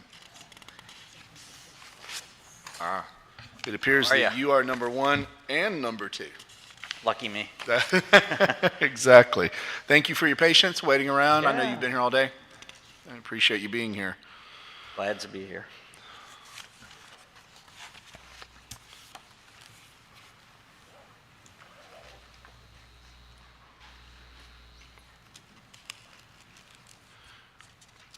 So how was that accreditation process? It was good. I mean, haven't had a... It's the first person I've ever heard say that. Well, you know, I've been for 20 plus years with the same accreditor, so changing was definitely interesting. So I thought it was a better process. And what was the impetus for changing the accreditor? The main reason is addition of different programs, change of scope, having the ability to do that. With NACIS, we've kind of been after them for years to expand their scope, and that hasn't happened. And so with the change in climate on a federal level and a lot of different areas, with your business, you got to be able to make changes, and our hands were tied where we were at.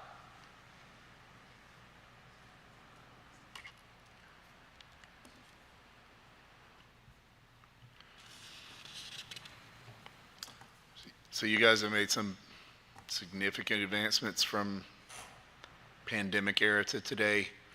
It looks like you navigated that really well. You know, you're obviously on a growth trajectory. Yeah, for sure. And we're going to start looking at adding different programs and based on needs. And did you buy a facility? I did not buy a facility.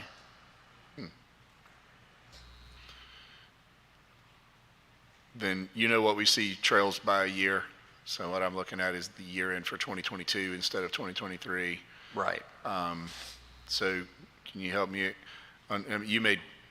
You have great liquidity and that moved forward, but you also popped up a $1.5 million increase in liabilities. That's why I asked if you bought a facility. I thought like We did in one of our facilities expand, and unfortunately expanding during COVID was definitely a challenge with contractors and supplies and that sort of thing. So yeah, we did do some expansion in our Lakeland facility. It does look like it helped your ability to increase revenues, though. Right. Yeah, no, our revenue is great. Yeah, so we're busy, which is good. Commissioners, any additional discussion? Any public comment? Hearing none, is there a motion to accept staff recommendations? So moved. Second? All in favor? Aye. Aye. Any opposed? The motion for number one, or excuse me, for 4365 carries. Now I would take a motion to accept staff recommendations for number 2113. So move. Second. First and seconded, all in favor? Aye. Any opposed? The staff recommendations, the motion to accept staff recommendations for number 2113 are approved. So good luck with that new accreditor. Thank you. Thanks for all the hard work you guys do. Thank you.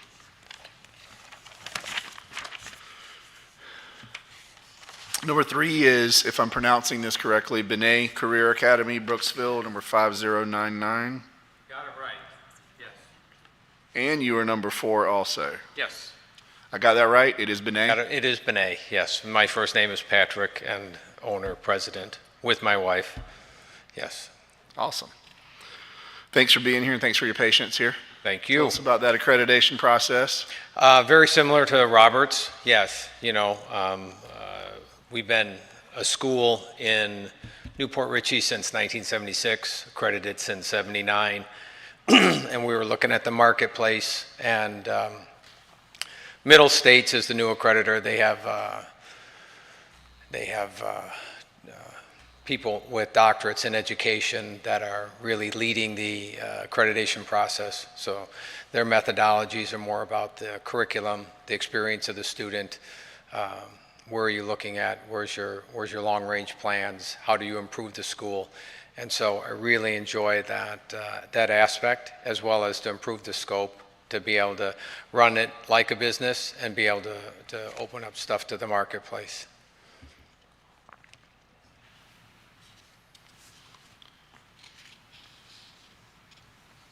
Commissioners, any discussion?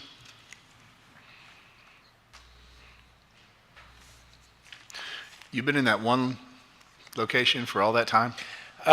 Yes, actually, very close. It's hard to stay on track, but 10 years ago, we bought a building and we moved from 7127 to 7027. And we actually pushed copiers right down the sidewalk. So, I love it. So it's very close to that same location. The school has been in Newport Richey, like I said, for 40, almost for coming up on 50 years. We are the third owner. We've had it for 20 years. So it's a very stable environment. The Brooksville location, which is number 3, we opened that up about a little over 10 years ago. It's a big location. It's like 7,000 square feet, but we draw in from about 15 to 20 miles of the surrounding area.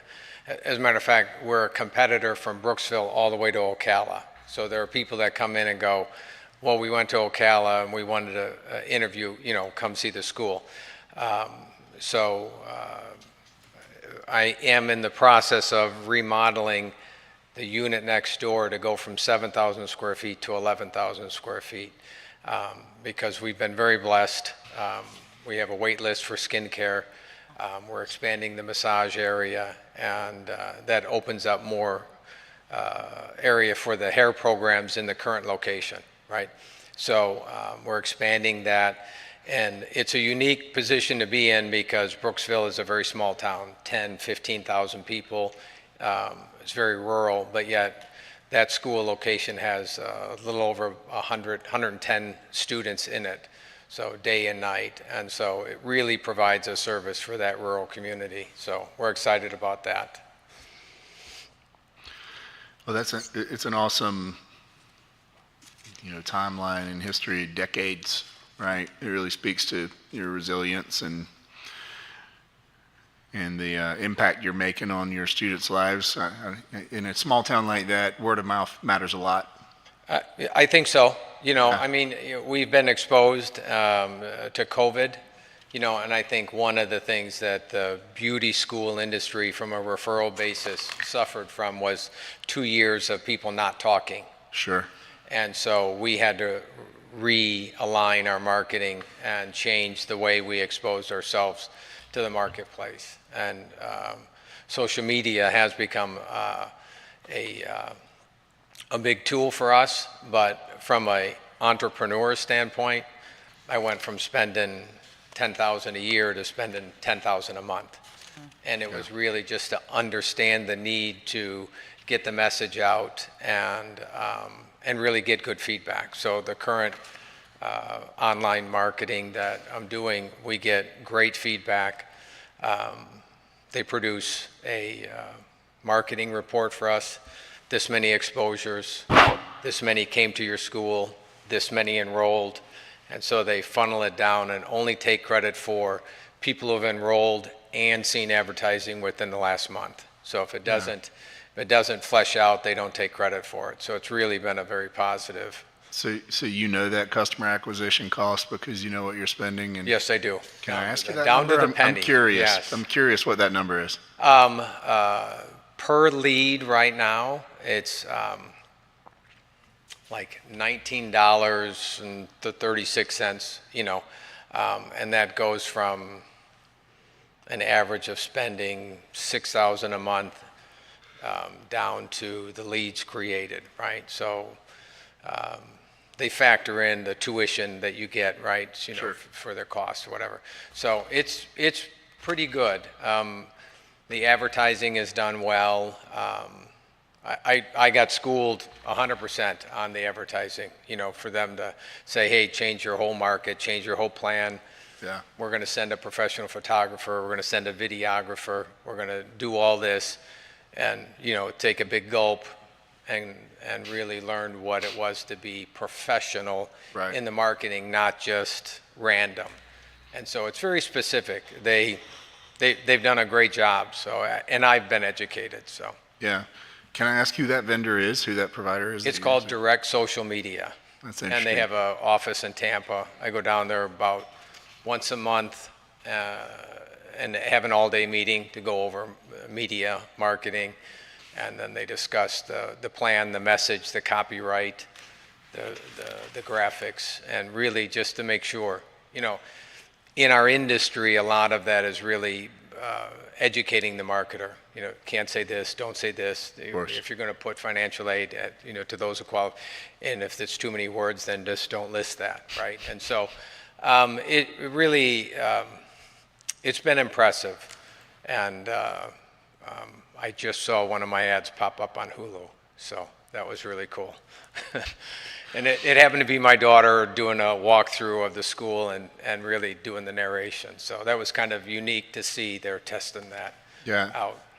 Yeah, my metaphor for that has always been if your sink is leaking, call a plumber. Mm-hmm. Yeah. As entrepreneurs, we have a tendency to want to do everything ourselves and, not have the experts do that. And so that's awesome. Congrats. Yeah. Commissioners, anything further? Any public comment? Hearing none, is there a motion to accept staff recommendations for Benet Career Academy number 5099? So moved. Second. Moved and seconded. All in favor? Aye. Any opposed? The motion carries. Keep killing it. Good luck this year. Thank you. You did not mention 3101. Yeah, we've got one more. Oh, that's right. You were two. Oh, We got one more motion then. Sorry. We can start over. I forgot you were three and I four. love the microphone. Yeah. All right. So then we're looking for a motion to accept staff recommendations for number 3101. So moved. Second. Moved and seconded. All in favor? Aye. Any opposed? The motion to accept staff recommendations for number 3101 also carries. Now, good luck. Thank you. And, you know, I noticed something, and, you know, Robert's school's got 2113. And if you look at the Newport Richey School, 3101. And if you look at your license numbers now that are coming in, they're 11, 12,000. You know, that's a big gap. I've got a 1357. Yeah. So, you know, it's a big gap, and I think it makes a difference. It does, no doubt. I love seeing the 4JID numbers. That's awesome that you guys have been doing it so long. So you got a secret sauce up there. I'm happy for you. All right. Thank you. Thank you for the commission. Thanks for the accreditation. I said that wrong. Specialist on staff. We appreciate their work. So, all right. Thank you.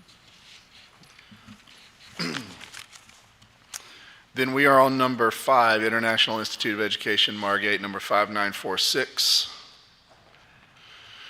Thanks for your patience. Glad you're here. Good afternoon. Welcome. I'm Cindy Anna.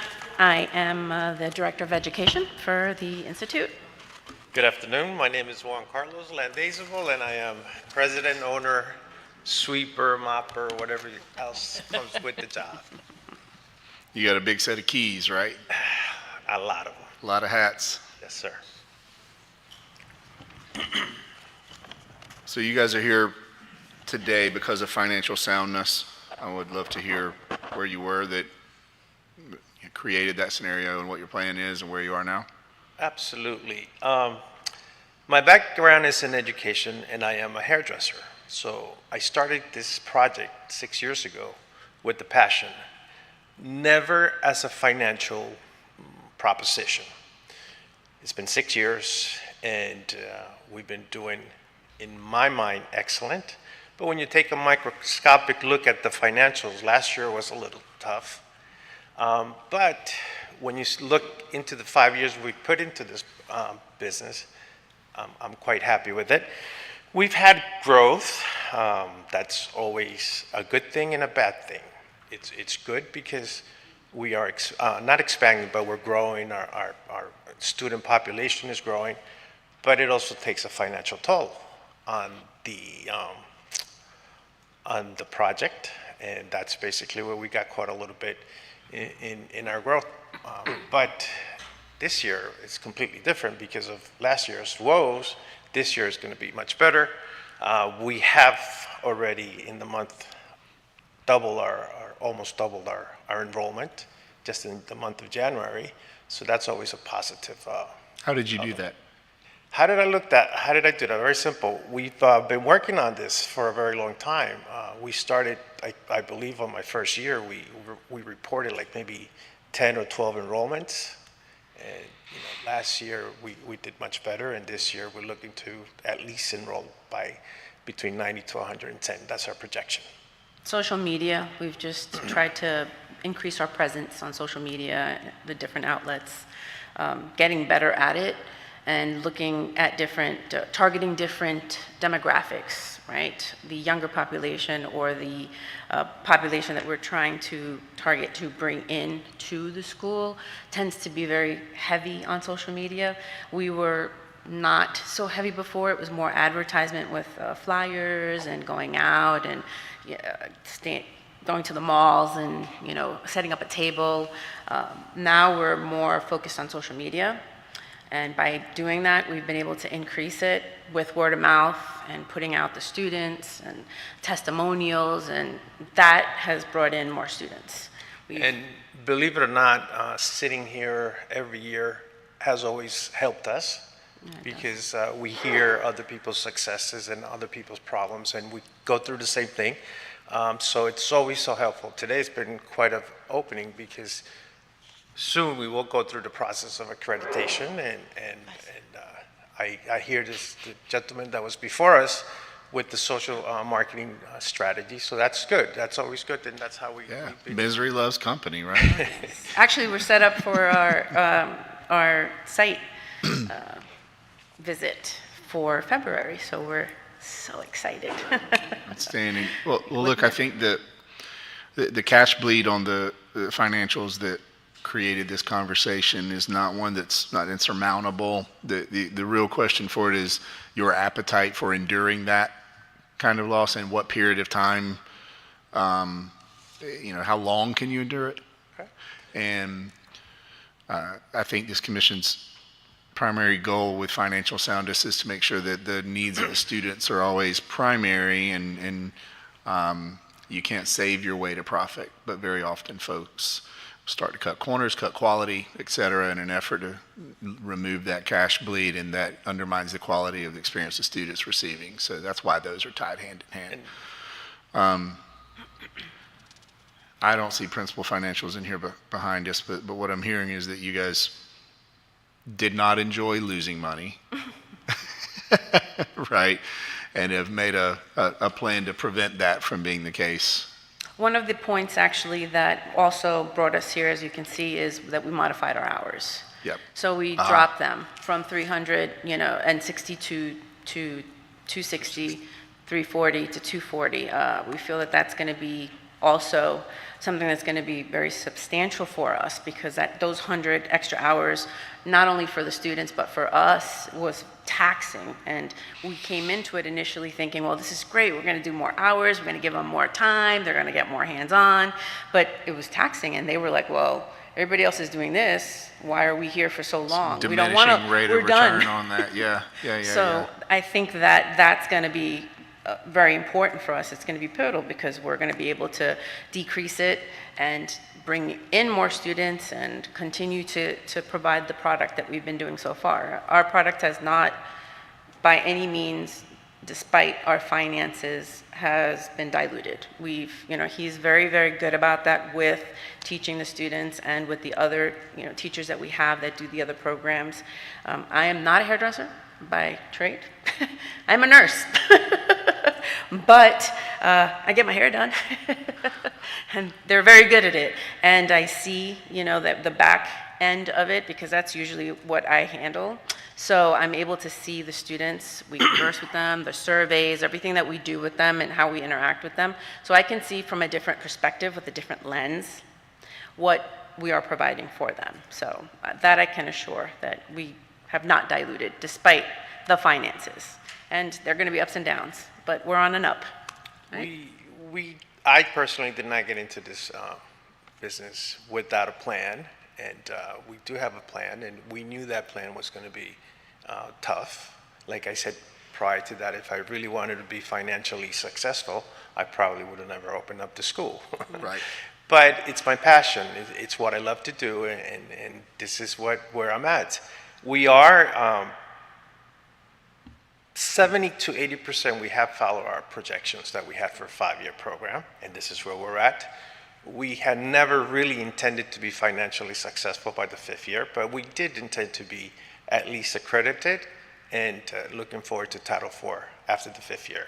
And this is exactly where we're at. And our next, because we are going through the accreditation process, we have to give Middle States also our projections for the next 5 years. And so, I'm confident and not hopeful, I'm confident that we are going to be where we need to be within the next 5 years. Well, I'm sure you've heard me say here today that don't underestimate the value of B2B relationships and finding employment for those individuals you serve ahead of time. Find ways to increase your enrollment velocity, because subsidies and opportunities for them to have employment waiting on those individuals when they step out. It could dramatically increase your enrollment velocity. Absolutely. So. Commissioners, anything else? Staff recommendations change at all? Everything's the same? Is there any public comment? Then hearing no further discussion, do I have a motion to accept staff recommendations for International Institute of Education 5946? Thank you very much. Thank you. It's been a pleasure. Have a great day. And seconded? Second. All in favor? Aye. Any opposed? The motion carries. Thank you. Thank Have you. a Thanks, great day. guys. Number 6 is Latin Beauty Academy, Green Acres, number 3728. How are Good you, sir? afternoon. Very good, thank you. Could you introduce yourself? Yes, my name is Ariel Espinosa. I am the President CEO of Latin Beauty Academy. Mr. Espinosa, thanks for being here today. A little nervous after around 14 years as owner of Latin Beauty Academy. Is the first time that I stand in front of you. And nervous too because English is my second language. So It's okay. If you don't understand something, let me know. I will try to repeat in another. I understand you just fine. Thank you. Yeah, no need to be nervous. Está bien, no te preocupes.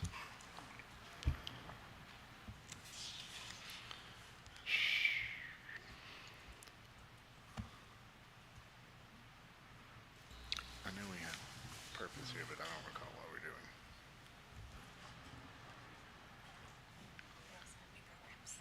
Ah. Yeah. Articulate that for us. So the reason that this institution is in front of us for a substantive change is because of a change in purpose. And anytime there is a change in purpose that leads to a substantive change, this still gives the executive director the ability to return the institution to the annual license when we ensure that the change in purpose does not negatively affect your institution. They also have two new programs. They're medical assistant and patient care technician that's in front of you. So if you could explain to the commission kind of where you were as an institution, your change in purpose, why you're changing your purpose, and where this leads to. Okay. This is more that my dream is my goal. Okay, I was corporate director of general education for Day Medical College. I don't know if you remember Day Medical College, many years ago. Okay. Working in Day Medical, I buy Latin Beauty Academy, 2010, as a beauty school. In 2014, we got the accreditation for NACAS, and 15, the approval by the Department of Education. I had the first program in the medical industry related to beauty industry that was massage. But my plan was, in my mind, have medical program. In the last year, I had an accident that kept me on the bed like 1 month, maybe more. And I considered that time to have time and create the program. Okay, I present to the commission, Chair Miller, took time. Thank you to Brandon. Please extend my thanks to Brandon because Brandon, hi, to help me to have to be in today here. So I have a lot of experience working with medical program, and also my degree is in the medical field, more than in the beauty industry. I have my bachelor in biology from Cuba. Here I have my master from Nova Southeastern University, and also my doctorate in health science from Nova.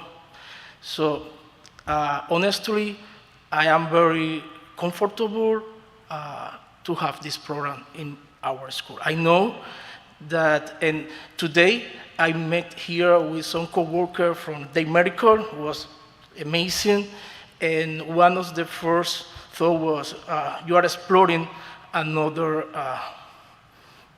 option in the education. But honestly, I believe that we will have success with this program, okay?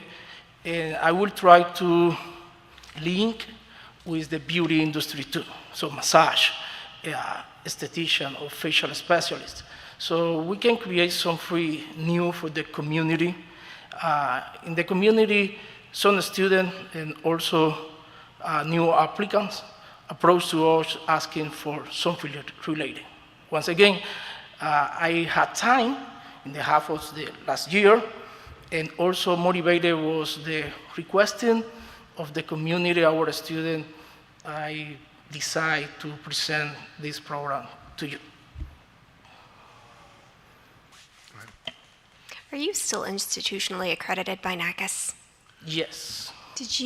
Are they approving these programs, or are you doing these outside of that institutional accreditation? It is a good question because I don't know, please, is many in the industry education think that NACAS is pure beauty industry, and it is not. So NACA have this like extension to the health program for medical assistant, for nursing, for another program. Until now, is good to clarify that they are not approved by the federal department to have this program receiving financial aid. However, for us, it's good. So our school is very healthy. The finance just for the beauty programs. So our school grew up in the last year like too much. Right now, if for sure you remember me because I sent a lot of emails to you. And okay, I hope NACAS approve this week our extension.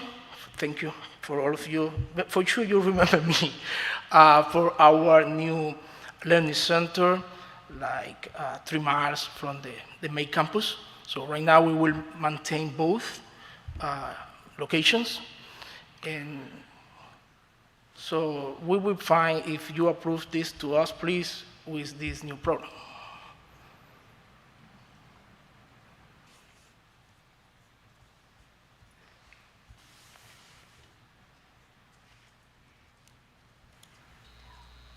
And then one last question for you. So if you are planning to add these programs, you're a medical assistant and patient care technician. Can you tell me a little bit about your name, that it's currently Latin Beauty Academy, and how these new programs are going to fit into your current name? This will be a challenge because the community recognize our school for the beauty industry, not for, but we try to jump this challenge. Okay, one of our, I don't know how to say, okay, we have a close school in the medical field for our school.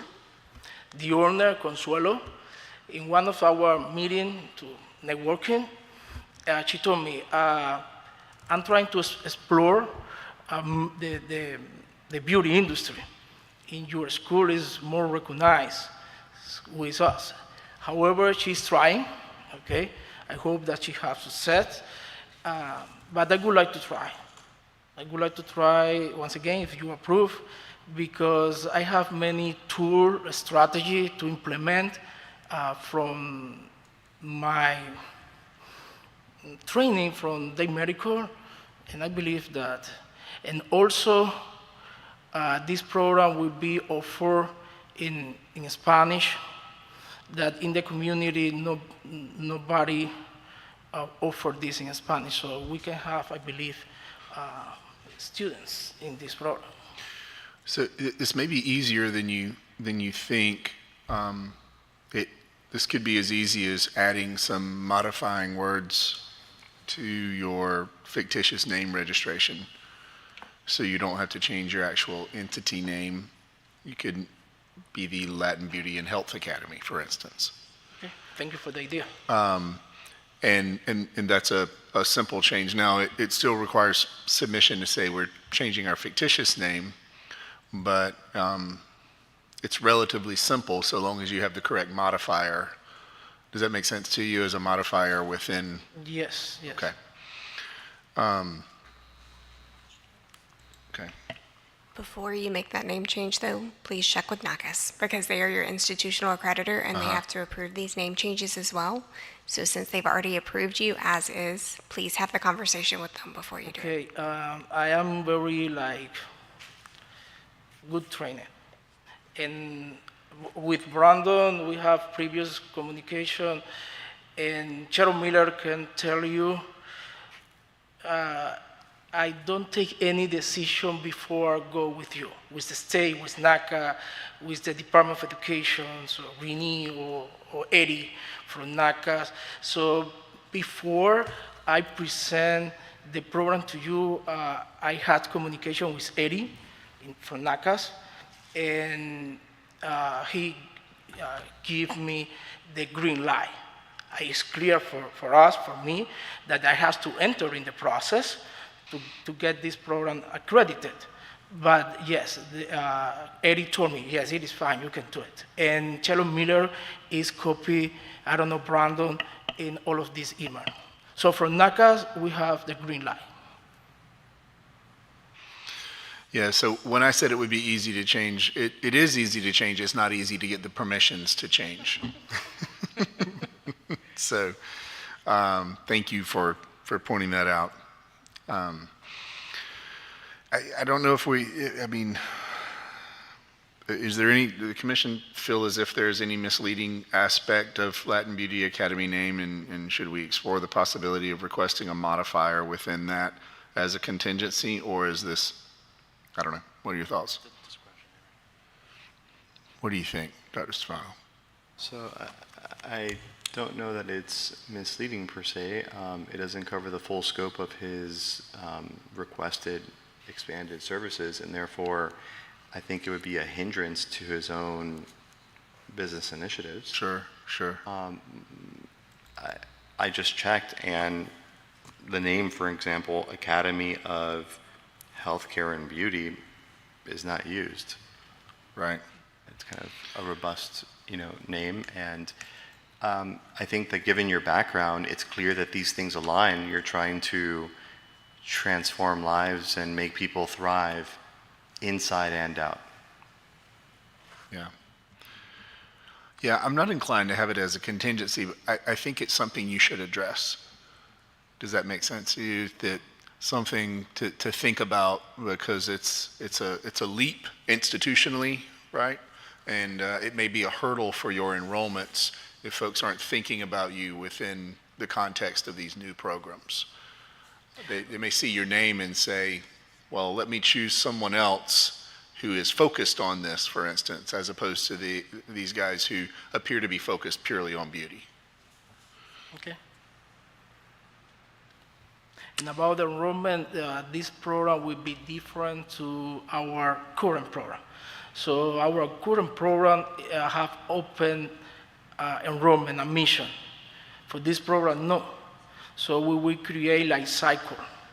So like at least 5 students, okay, to complete, or at least half of the program to open a new group. Right. So this will be more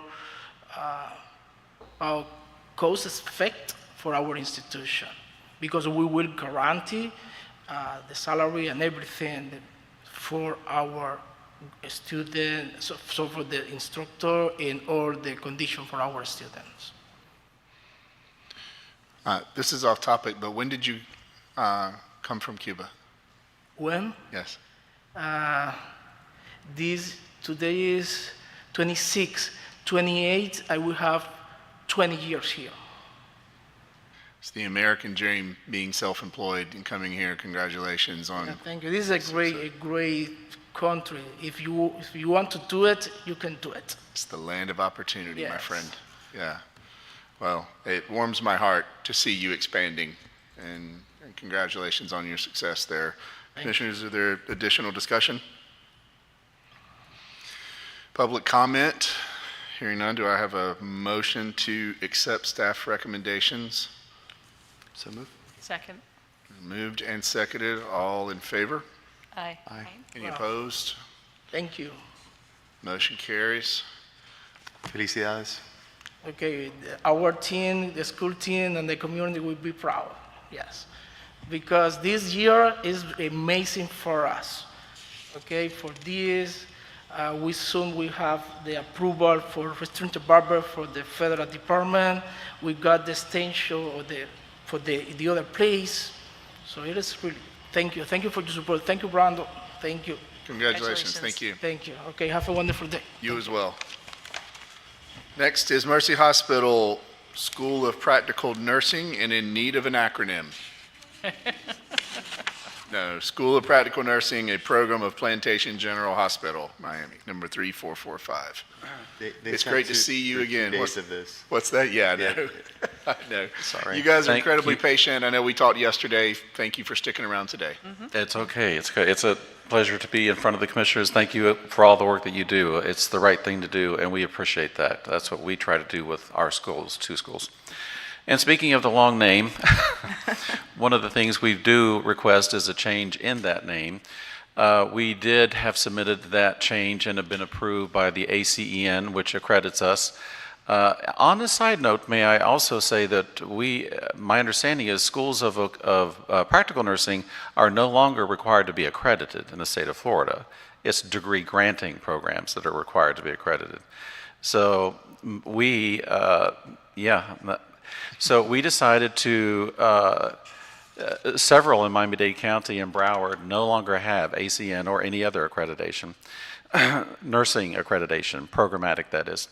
So the reason why I point that out is, again, wanting to do the right thing, we maintain ACN accreditation when we don't really, it's a truly voluntary. Yours runs through September of this year, it looks like. It does, yeah. We're due for reaccreditation this fall.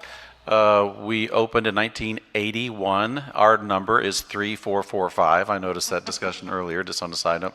And we were ACN accredited, I wasn't with the school then, but they were accredited by ACN in 1983 as a school of practical nursing. I just want to say that we're committed to quality and doing what's the right thing to do. So ACN has approved that. The reason why we asked that is our parent, Mercy Hospital, is now known by its fictitious name as HCA Florida Mercy Hospital, in much the same way that Aventura Hospital and Kendall are no longer that name. They're HCA Florida and then that name. So that's as part of I'm suspecting, a branding system that is throughout the HCA system.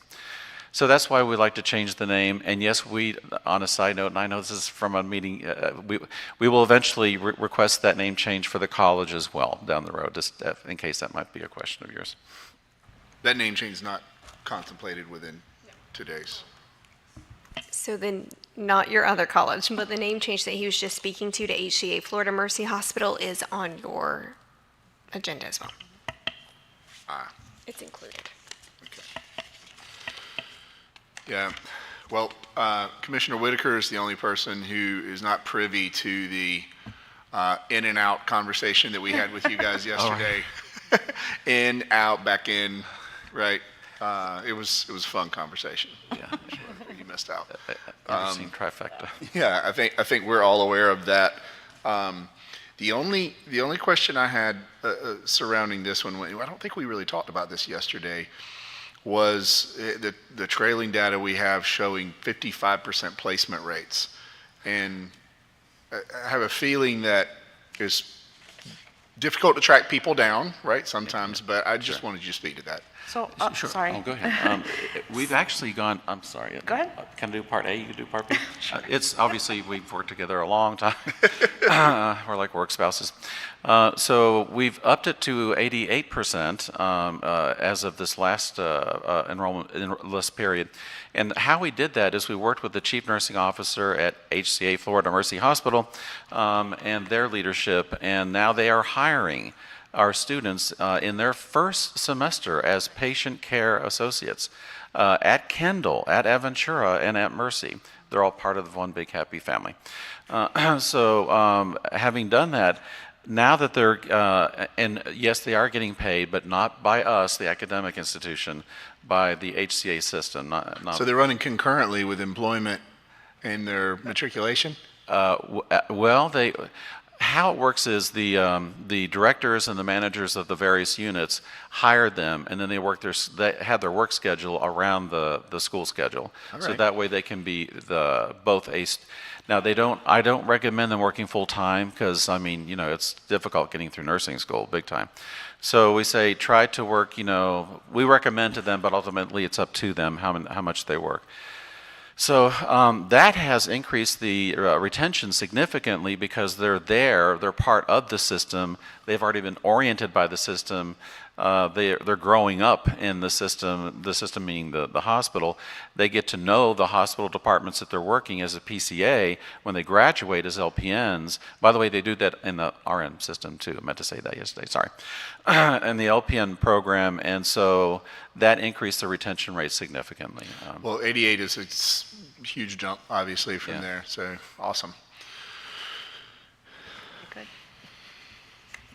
Commissioners, are there additional discussion? Public comment? Hearing none, do I have a motion to accept staff recommendation? So moved. Second? Moved and seconded. All in favor? Aye. Any opposed? The motion carries. Thank you for your patience and waiting all of this out. We're glad you guys are back, right? Yes, glad to be back. And Thank we you are very going much. to work as hard as we can to make this happen. Have no doubt. Thank you so much. Appreciate your time. In section L, there are no branch campus applications, which moves us to section M for name change. There are 2 items in this section, with one being New Horizons Computer Learning Center. Number 2411.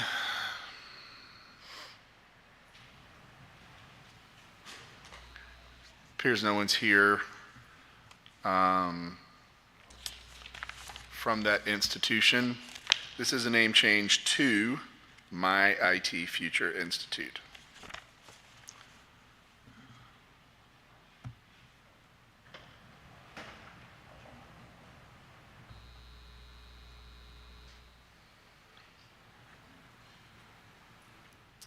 I have no discussion, Commissioners. Do you have a discussion on this matter? No discussion. Public comment? Hearing none, do I have a motion to accept staff recommendations for New Horizons number 2411? So moved. Second? Moved and seconded. All in favor? Aye. Any opposed? Motion carries. The next item is also New Horizons, but this is for Gulf Coast, Florida, Tampa, number 3178. I'm assuming no one is here for that one either. I have no discussion, and if you have none either, I will take a motion to accept staff recommendations for New Horizons number 3178. So move. Second? Moved and seconded. All in favor? Aye. Aye. Any opposed? The motion to accept staff recommendation is adopted for New Horizons number 3178. That moves us. There are, to agent training, there are none in section N.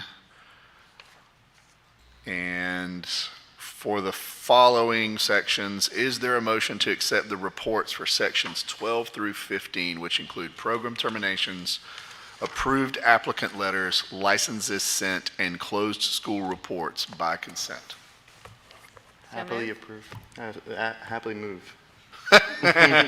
Happily move, and I think joyfully seconded. All in favor? Aye. Any opposed? The motion to accept those reports by consent is adopted. I need to make a motion to accept staff recommendation. No, those are just reports, so that's it, once those are done. Okay. So then we are 26. At this time, we can take comments from commissioners. Do any of the commissions have any additional comments or concerns they'd like to share on the record? I'd like to say thank you to you for leading us through this meeting.